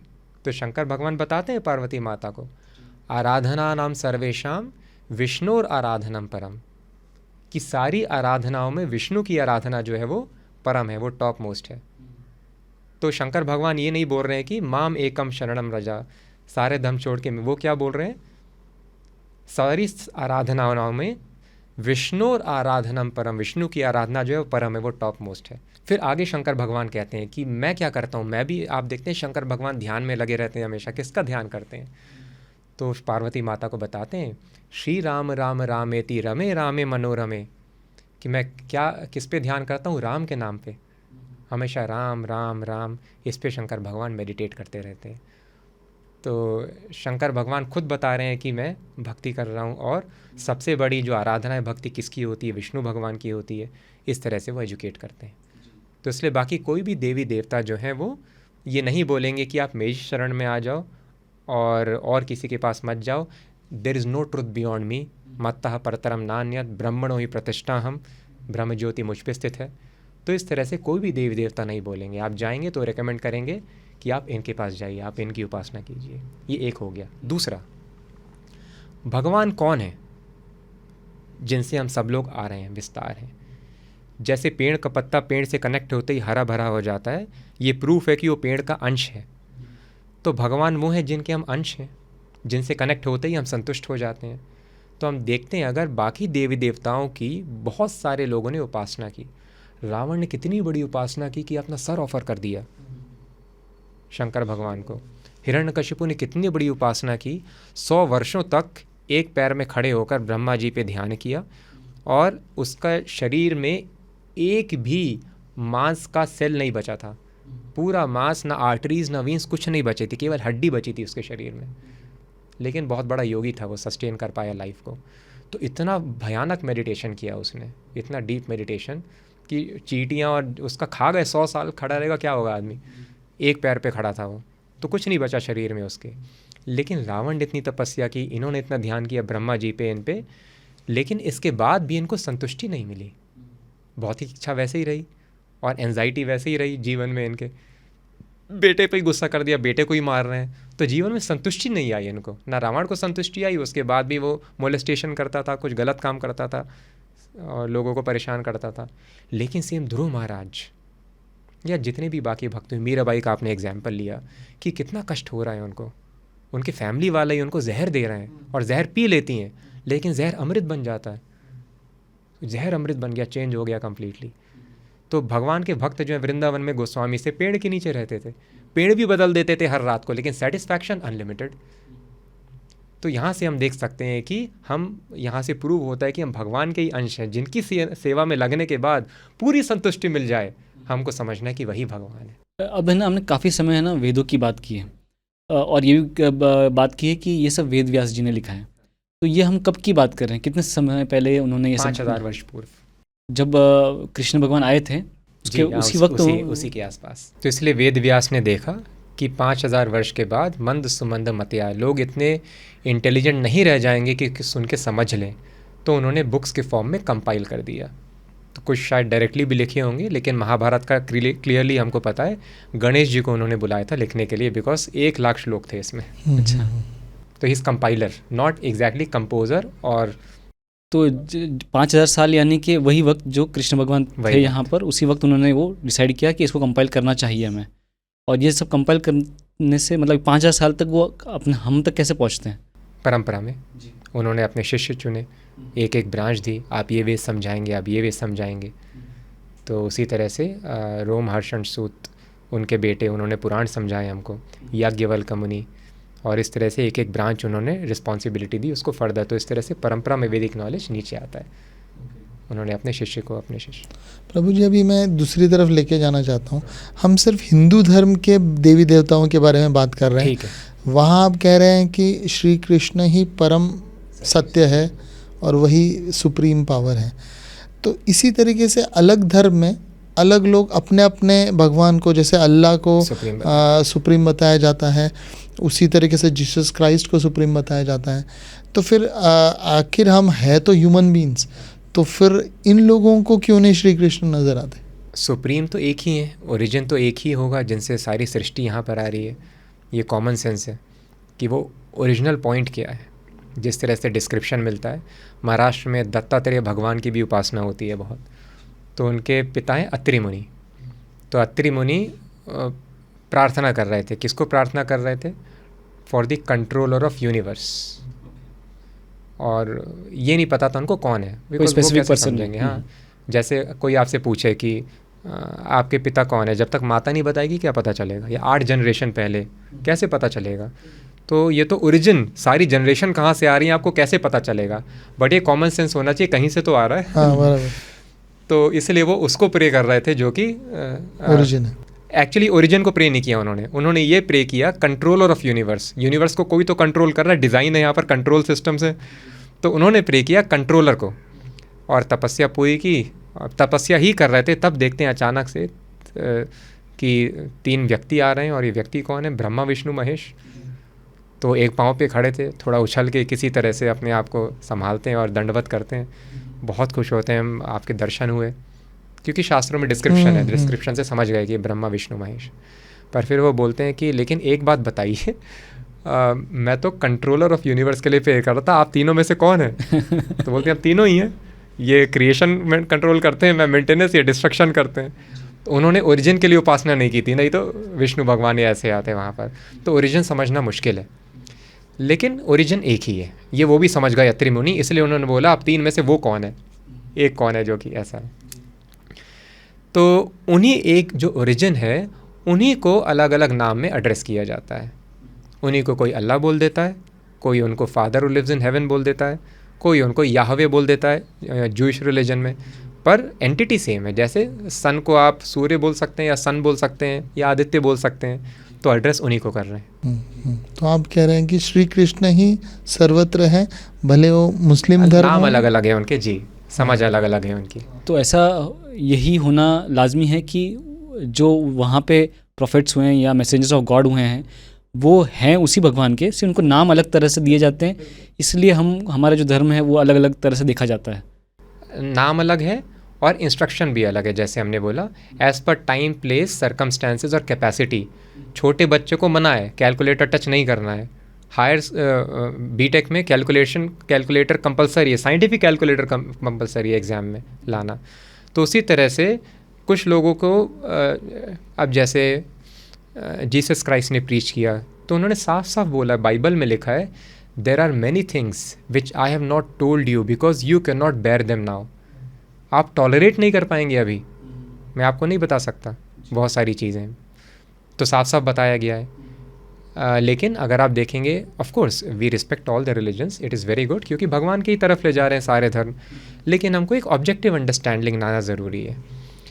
तो वो वहाँ पर जो लोग थे वो कौन थे? हम देखते हैं शेफर्ड्स थे, और वहाँ पर बारबेरियंस भी थे। जीसस क्राइस्ट को इन्होंने क्रूसीफाई कर दिया। उन्होंने क्या सिखाया था उनको? चोरी मत करो और अडल्ट्री मत करो, पड़ोसी के लिए लालच मत करो उसकी वेल्थ के लिए, don't covet thy neighbour's property, thou shall not kill, हत्या मत करो, जीव हत्या, सिंपल टीचिंग दी। उनको ये भी टॉलरेट नहीं हुआ, उन्होंने क्रूसीफाई कर दिया उनको। तो उनकी कॉन्शियसनेस इतनी ख़राब है, बारबेरियनिज्म बता रहे हैं वहाँ पर। और स्पिरिचुअल लाइफ में ऐसा कोई डेडिकेशन नहीं था, उनको लाना चाहते थे समाउ स्पिरिचुअल लाइफ की तरफ। लेकिन उसी तरफ हम अगर देखें कि जो श्रीमद् भागवतम या वेदों का ज्ञान किसको दिया गया है, ऐसे लोग जो अपनी लाइफ को डेडिकेट कर रहे हैं सत्य को जानने के लिए, जंगल में रह रहे हैं। हमारे वेद क्या बताते हैं? जीवस्य तत्व जिज्ञासा नार्थो यश्चेह कर्म भी। आप कोई भी कर्म कर सकते हैं, बिजनेसमैन बनिए, पॉलिटिशियन बनिए, एडमिनिस्ट्रेटर बनिए, आप स्ट्रीट स्वीपर बन जाइए, कोई भी जॉब कर सकते हैं। लेकिन पर्पज़ एक है हर जॉब का, क्या है? तत्व जिज्ञासा। तत्व मतलब सत्य को जानना, बस। आप कोई भी काम कीजिए, सत्व को जानना एम है लाइफ का। तो इसलिए सबसे पहले बच्चा जंगल में रहता था ब्रह्मचारी बन के, और वहाँ पर सत्य को जानने की कोशिश करता था। उसके बाद गृहस्थ आश्रम में 25 वर्ष रहना अलाउड है। पंचाशोर्धम वनम व्रजेत, 50 साल के बाद, जैसे बच्चा अभी 3 साल के बाद स्कूल में जाना शुरू कर देता है, तो वैदिक कल्चर में कोई भी रिस्पेक्टेबल पर्सन को बोला जाता था 50 साल के बाद जंगल जाना ही जाना है। पंचाशोर्धम वनम व्रजेत गच्छेत। तो ऐसी सिविलाइजेशन जो कि केवल 25 साल घर में रहना अलाउ करती है, बाकी जंगल, आगे पीछे जंगल ही जंगल, सत्य को जानने के लिए तपस्या करना, तो ऐसे लोगों को सत्य का नॉलेज कंप्लीटली या फुलनेस में दिया जाएगा। तो हर वक्त तो इसलिए टाइम प्लेस के हिसाब से अलग अलग सिचुएशन के इंस्ट्रक्शन हिसाब दिए से, गए, अलग अलग ऑडियंस के हिसाब से। हाँ, तो इसलिए बेसिक लेवल में कोई भी कॉन्फ्लिक्ट नहीं है। कोई नहीं कहता भगवान का दुश्मन बन जाओ सारे धर्म कहते हैं लव गॉड, सारे धर्म कहते हैं कि किसी को ईर्ष्या मत करो, धर्म कहते हैं अडल्ट्री मत करो, ऑनेस्ट रहो रिलेशन में, सारे धर्म कहते हैं चोरी चकारी मत करो। हाँ, तो ये सारे बेसिक चीज़ें तो सेम है। नाम लेना भगवान का, hallowed be thy name father who lives in heaven. Christian भी बीड्स में, माला में जप करते हैं, उनको रोजरी कहा जाता है। मुस्लिम सेम, वो ग्लोरीफाई करते हैं अल्लाह अकबर, गॉड इज़ ग्रेट, भगवान का नाम लेना। वो लोग तस्बीह, वो भी माला में जप करते हैं, तस्बीह कहते हैं। उसी तरह से सनातन धर्म में भी माला में भगवान का नाम लिया जाता है। तो भगवान का नाम लेना कलयुग का धर्म है, सारे धर्म यही बताते हैं और भगवान की तरफ ले जाते हैं। पर टाइम प्लेस सर्कमस्टेंसेस कैपेसिटी के हिसाब से अलग अलग इंस्ट्रक्शंस दिए गए हैं। तो मुझे ये बहुत ही अच्छी तरह आपने समझाया, लेकिन एक और पॉइंट जो मुझे ध्यान में आता है कि भले वो क्रिश्चियन धर्म हो या मुस्लिम धर्म हो, उन दोनों में भी वो मैसेंजर्स हैं, वो क्लियरली डिफाइन करते हैं कि हम गॉड नहीं हैं, हम मैसेंजर्स हैं। और उसके ऊपर एक किताब लिखी गई है दोनों से, कुरान और बाइबल। तो ये तो क्लियर है कि जैसे श्री कृष्ण कहते हैं खुद को, मैं सुप्रीम हूँ, मैं भगवान हूँ, वैसे तो कोई दोनों ही धर्म में कोई भी ये नहीं कह रहा है कि मैं भगवान हूँ। सिर्फ उन्होंने किताब को सामने रखा है कि ये किताब है जिसमें भगवान के इंस्ट्रक्शंस हैं। तो खुद भगवान ने ऐसा कोई किताब नहीं दी जिसमें इंस्ट्रक्शंस हैं। भगवान का जो मैसेज है वो इम्पॉर्टेंट है। अब वो भगवान खुद दें या अपने मैसेंजर के थ्रू दे दें, अल्टीमेटली सब कुछ भगवान से ही आ रहा है। अब यूज़र मैनुअल कंप्यूटर बनाने वाला खुद आकर दे दे, या आपको पार्सल कर दे या किसी के थ्रू भिजवा दे, तो मैनुअल तो मैनुअल है। तो उसी तरह से कोई भी डिफरेंस नहीं है, भगवान खुद आके दे रहे हैं अलग।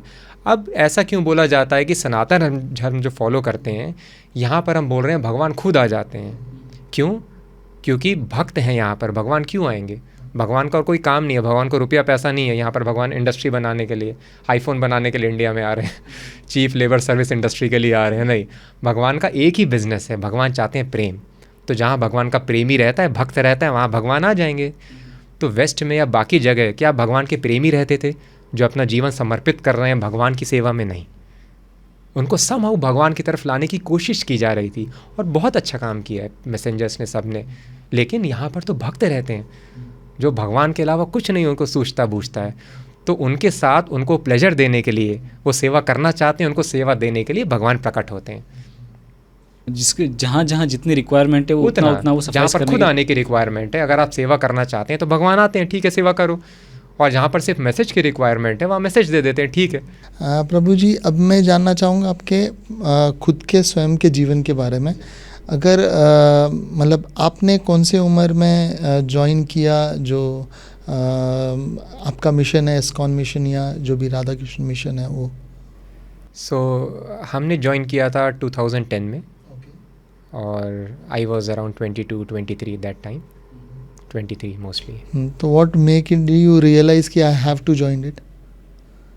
कोई तो एक मोमेंट होगा। So it's a gradual decision. Parents बहुत ही रिलीजियस थे, बचपन से इस तरह का इंक्लिनेशन था, और इसी तरह बाकी सारे फ़िलासफ़ीज़ एक्सप्लोर करना शुरू किया, और बाइबल भी पढ़ी, बाकी फ़िलासफ़ीज़ भी एक्सप्लोर किया, और ध्यान साधना भी बहुत की, अलग अलग तरीके की। और फाइनली समझ में आया कि ये जो वैदिक फ़िलासफ़ी है ये टॉप मोस्ट है। और तो बहुत लंबी रिसर्च रही है, बहुत लंबी प्रैक्टिस रही है। तो काफ़ी सालों की रिसर्च और प्रैक्टिस के बाद ये रियलाइजेशन हुआ ग्रेजुअली कि this is the path which we have to follow. Ultimately जब ये तो टेम्प्रेरी है ना ये वर्ल्ड, जब समझ में आ गया, रियलाइजेशन हो गया I am not the body, हमारी इटर्नल सिचुएशन है, उसको रिवाइव करना है। सो हर आदमी उसी को ढूंढ रहा है, पता नहीं है लोगों का। सो अभी आप ये पिछले 15 साल या उससे ज़्यादा समय से आप कर रहे हैं ये, तो आपका वो जो इनिशियल डिसीजन था और आज का जो आपका अभी मानसिक जो सिचुएशन है वो आपको क्या कहती है कि आप जिस डायरेक्शन में चले हैं उस डायरेक्शन में कितने आगे बढ़े हैं? उस डायरेक्शन में आगे बढ़ने की अच्छे से कोशिश की है, भगवान की दया से थोड़ा आगे बढ़ भी पाए। तो अभी आपका रूटीन कैसा होता है, आप क्या करते हैं, दिनचर्या थोड़ा बता दे तो हम लोग 4:15 बजे हमारी आरती होती है मंदिर में, जिसको हमको विदाउट फेल और विद ग्रेट पंक्चुअलिटी अटेंड करना होता है। नहा तो के? इसलिए हाँ बिल्कुल, नहा नहा धो के। नहाना तो दिन में 3 बार होता है। अच्छा, हाँ, तो 2 बार बेर मिनिमम है नहाना।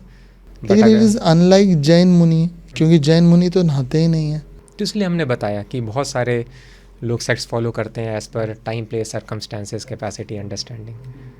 ठीक है, आपका बता रहे थे आप। तो इसलिए हम लोग सुबह डिवोटीज 3-3:30 बजे से उठना शुरू कर देते हैं, so that we are ready, we are well dressed, and then we reach temple 4:15 aarti के लिए। फिर उसके बाद 5 घंटे की साधना होती है 4:15 से 9:15 तक। तो उसमें हम लोग आरती भी करते हैं, कीर्तन भी करते हैं, जप करते हैं 2 से 2.5 घंटे, जिसको मंत्रा मेडिटेशन कहा जाता है। और फिर भगवान का साइंस समझते हैं, श्रीमद् भागवतम जो हम लोग डिस्कस कर रहे हैं यहाँ, ऐसी एक क्लास हर रोज़ हम लोग या तो देते हैं या तो सुनते हैं। तो इस तरह से 5 घंटे की साधना होती है मॉर्निंग में, और शाम को फिर से 1 घंटे की साधना होती है, जिसमें आरती, कीर्तन और फिर से एक क्लास होती है। और उसके बीच में दिन में हमारी अलग अलग सेवाएं रहती हैं।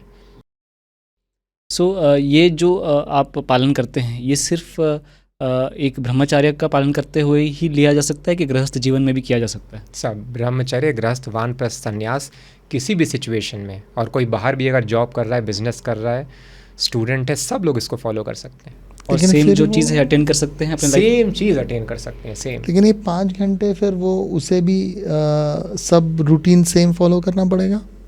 हाँ, तो जो लोग अगर बाहर जॉब कर रहे हैं तो हो सकता है 5 ना कर पाएँ, तो वो 3 करके जा सकते हैं, सुबह 3 घंटे, फिर कैचअप कर सकते हैं। लेकिन फिर सोने का टाइम आपका क्या होता है जब आप इतने 3 बजे सुबह उठ जाते हैं? तो इसलिए 9-10 बजे रात को सो जाते हैं जल्दी। तो सोने के आवाज़ उतने ही वैसे ही रहते हैं। अभी जो भी श्री कृष्णा मिशन को ज्वाइन करता है उन्हें ब्रह्मचारी रहना ज़रूरी है? ब्रह्मचारी तो सबको रहना ज़रूरी है। तो जो गृहस्थ में रहते हैं उनको भी ब्रह्मचर्य का पालन करना है। लेकिन किस किस वक्त वो पालन करना चाहिए, उन्हें किस वक्त नहीं करना चाहिए? तो इसीलिए जो गृहस्थ हैं, तो आज की अंडरस्टैंडिंग है कि गृहस्थ लाइफ मतलब अनलिमिटेड आप सेंशुअल प्लेजर एंजॉय कर सकते हैं, पर नहीं, जो सेंशुअल प्लेजर्स होते हैं that is for producing a child, और उसके लिए भी व्यवस्था बताई गई है। गर्भदान संस्कार होता है, तो 50 माला हरे कृष्णा मंत्र मतलब 8 घंटे जप करना है आपको। फिर आपकी कॉन्शियसनेस जब एलिवेट हो जाती है, then you can conceive a child, और वो जो चाइल्ड आएगा he will be born in similar consciousness. ये लोगों को साइंस पता नहीं है कि जब हम चाइल्ड कंसीव करते हैं तो जिस तरह से पेरेंट्स की कॉन्शियसनेस होती है उसी तरह की, अगर हमको उस टाइम लालच है तो लालची बच्चा आएगा, गुस्से में हम तो गुस्सैल बच्चा आएगा, और हम स्पिरिचुअल कॉन्शियसनेस में तो स्पिरिचुअल बच्चा यहाँ पर आएगा, माता पिता को डिलीवर करेगा, सारी दुनिया का भला करेगा। तो अनफॉर्चुनेटली अभी लोगों को पता नहीं है, तो वो सबको फॉलो करना चाहिए। तो जो ये फॉलो कर रहा है भले गृहस्थ में भी है, हाँ, तो उसको सेक्सुअल प्लेजर के लिए फिजिकली इन्वॉल्व नहीं होना होगा, करेक्ट? सेक्सुअल प्लेजर वो लेजिटिमेट है अगर वो it is for bringing a child, otherwise it is not. Otherwise it is not. Yes, okay. और ये सब अदरवाइज पालन तो किसी को भी नहीं करना चाहिए, क्योंकि ये खुजली के जैसा है, शास्त्र बताते हैं। कंडू ये नेवना करियो रे व दुख दुखा।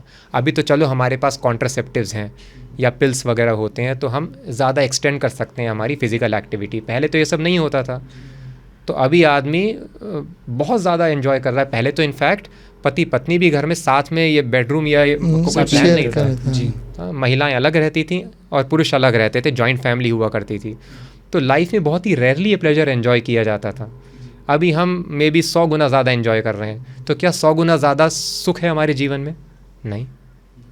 तो ये हमको समझना है कि ये शास्त्र कंजर्वेटिव नहीं है, शास्त्र बहुत लॉजिकल और साइंटिफिक है।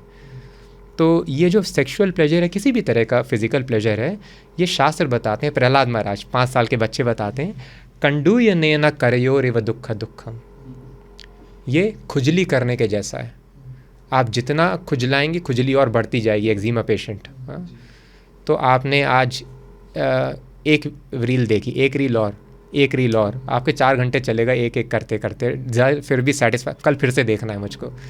आपने एक सिगरेट ली, फिर 2 चाहिए, फिर 3 चाहिए, सेम प्लेजर के लिए, ये बढ़ता जाएगा। आपने एक अफेयर किया, आपको 2 चाहिए, 4 चाहिए, डिज़ायर कभी पूरी नहीं होती। तो इसीलिए भौतिक डिज़ायर बहुत डेंजरस है। आपने अगर इसमें इंडल्ज करना शुरू किया तो बढ़ता ही जाएगा फिर। और फिज़िकल रेस्ट्रिक्शंस हैं, सोसाइटी के रेस्ट्रिक्शन है, हेल्थ रेस्ट्रिक्शंस हैं, फिर आप फ्रस्ट्रेट होंगे, क्या होगा? या तो आप गलत काम करेंगे, आप क्रिमिनल बन जाएंगे। तो इसलिए शास्त्र बताते हैं आप स्पिरिचुअल प्लेजर ले लीजिए।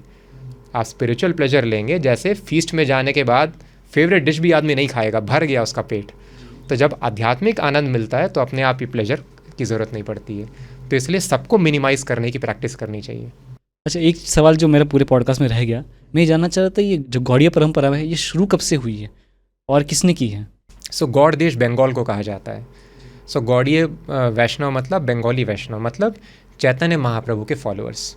तो 500 वर्ष पूर्व चैतन्य महाप्रभु जब आए यहाँ पर अवतार लिए, वहाँ से गौड़ी परंपरा शुरू हुई 500 साल पहले से। और एक्चुअली तो ये परंपरा बहुत पुरानी है, बिकॉज चैतन्य महाप्रभु भी ब्रह्म संप्रदाय में आए हैं। ये ब्रह्मा जी से आ रही है, क्रिएशन के बिगिनिंग से। तो लेकिन चैतन्य महाप्रभु ने हाईएस्ट अंडरस्टैंडिंग रिवील की और उसको गौड़ी संप्रदाय स्पेसिफिकली कहा जाता है। तो अभी मैं एक आखिरी प्रश्न ऐसे पूछना चाहता हूँ कि किसी को डिवोटी बनना है अगर, तो उसे ब्रह्मचर्य का व्रत लेना पड़ेगा, या वो जैसे आपने कहा कॉशियसली गृहस्थाश्रम भी करते हुए ब्रह्मचर्य आपके मिशन को ज्वाइन कर सकते? बिल्कुल। तो इसलिए मिशन को केवल मिशन में रह के नहीं, कहीं पर भी रह के ज्वाइन कर सकते हैं। हाँ, जैसे सीक्रेट एजेंसीज के स्पाइज होते हैं, वो भाई बिजनेसमैन लगेगा, या वो हो सकता है कोई सिने एक्टर हो, या कोई अपनी दुकान खोल के रखा हो, लेकिन वो उसका एक्चुअल पर्पज़ नहीं है, और जिस कंट्री में काम कर रहा है एक्चुअली उस कंट्री के अगेंस्ट हो सकता है वो काम करे। तो उसी तरह हम काम कुछ भी कर सकते हैं, लेकिन कॉन्शियसनेस क्या होनी चाहिए? भगवान के लिए कर रहे हैं, काम का रिजल्ट भगवान की सेवा में यूज़ करना है हमको। तो इसलिए हम कहीं पर, जैसे अर्जुन थे, अर्जुन अपना काम छोड़ना चाहते थे, कृष्ण ने बोला नहीं, तुमको स्किल मिले राजा बनने का, वॉरियर बनने का, तो स्किल को मेरी सेवा में यूज़ करो। तो अभी हम अपने स्किल को अपनी सेवा के लिए यूज़ कर रहे हैं, बस एक कॉन्शियसनेस का चेंज करना है। फिर दुनिया का हर आदमी, हर औरत, बच्चे, बूढ़े, सब लोग फुल टाइम भगवान की सेवा में लग सकते हैं और स्पिरिचुअल लाइफ परफेक्ट कर सकते हैं। सो जो हरे कृष्णा मिशन है, इसका जो हम मिशन कह रहे हैं कब से, तो मिशन आखिर है क्या? भगवान से मिलना या फिर कुछ और? मिशन है कि लोगों को भौतिक जगत से निकालकर आध्यात्मिक जगत में ले जाएं, बढ़ाना। इसमें महिलाएं भी आपको ज्वाइन कर सकती हैं? Equally, yes, as man. उनके उम्र का कोई ये नहीं है? हम बोलते हैं कि आप ऑफ कोर्स अगर आप फुल टाइम मिशन की बात कर रहे हैं, बिकॉज रूल्स रेगुलेशंस तो कोई भी फॉलो कर सकता है, बच्चा भी फॉलो कर सकता है, पर अगर आप जैसे हम लोग हैं फुल टाइम डेडिकेटेड मिशनरीज़ हैं, जिनका और कोई काम नहीं, संस्था के लिए काम करते हैं, तो हम लोगों को बोला जाता है कि कम से कम ग्रेजुएशन फिनिश करना है, सो दैट ये सेंटिमेंटल डिसीजन ना हो, क्योंकि हो सकता है कई बार हम कंटिन्यू भी ना कर पाएँ, थोड़ा सा हो सकता है मुश्किल हो, तो वो बेचारा पर्सन सफ़र ना करे फ्यूचर में कि मैं तो out of sentiment carried away हो गया, मैं चला गया, अब मैं क्या करूँ लाइफ में। ऐसा नहीं होना है। It should be well informed decision, you should have capacity, so it should less be a matter of, वो भी सेंटिमेंट से आना भी ठीक है, कैसे ही भक्ति करो, but still it should be a voluntary informed decision. तो इसलिए ग्रेजुएशन के बाद तो फिर इसमें भी कोई हायरार्की है, या आप सीखते हुए किसी एक पदवी पे पहुंचते हो, पद पे पहुंचते हो जब आप ज्वाइन करते हो? तो इसमें भी कुछ है, आपको पढ़ना पड़ता है, करते एग्जैक्टली आप कहीं कोई एक जैसे ग्रेजुएशन है आपने कहा, वैसे इस मिशन में भी कुछ आप प्रभु हैं, अभी कुछ और सुप्रीम होंगे, ऐसा कुछ होगा क्या? तो हायरार्की है क्या? मैं पूछ रहा हूँ। हायरार्की 2 तरह की है। जैसे बाहर तो हम जितना एग्ज़ाम्स क्लियर करते जाते हैं उस हिसाब से हमको डिग्री वगैरह दे दी जाती है, तो वो हायरार्की की ज़रूरत नहीं, ना हम किसी को दिखाना चाहते हैं कि कितना ज्ञान है या इतना स्पिरिचुअल लेवल है, या स्पिरिचुअल जनरल है या वो हैं। वो तो डिवोटी आपको कभी बताएगा भी नहीं कि मेरा क्या स्टेटस है या मैं एडवांस हूँ। वो हमेशा बोलेगा मेरा कोई स्टेटस नहीं है, मेरा कोई लेवल नहीं है, मुझे कुछ नहीं आता है। लेकिन क्योंकि हम इस दुनिया में रहते हैं और ऑर्गेनाइजेशन रन करते हैं, तो अब ऑर्गेनाइजेशन में भी काम करवाना है, तो उसके लिए हायरार्की ज़रूरी है। अब किसको माने, हम किसको बोलेंगे अगले आगे ऑर्डर देने के लिए। तो इसलिए स्पिरिचुअल नॉलेज एडवांसमेंट के बेसिस पे हायरार्की नहीं है, लेकिन मटेरियल यहाँ पर जो हम संस्था चलाते हैं उसमें डेफिनेटली हायरार्की होती है। और वो क्या हायरार्की होती है एग्जैक्टली?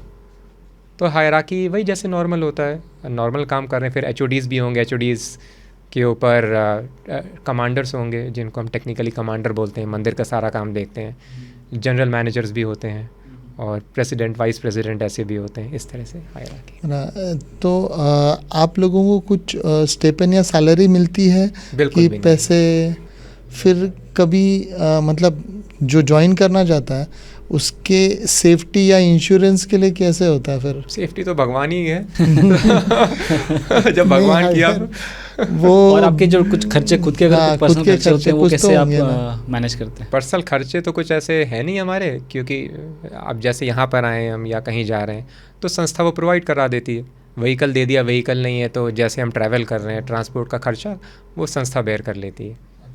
बाकी पर्सनल तो हमारी एन्जॉयमेंट की डिज़ायर है ही नहीं, और किसी की भी नहीं होनी चाहिए, बिकॉज हमने डिस्कस किया पर्सनल एन्जॉयमेंट खुजली के जैसा होता है।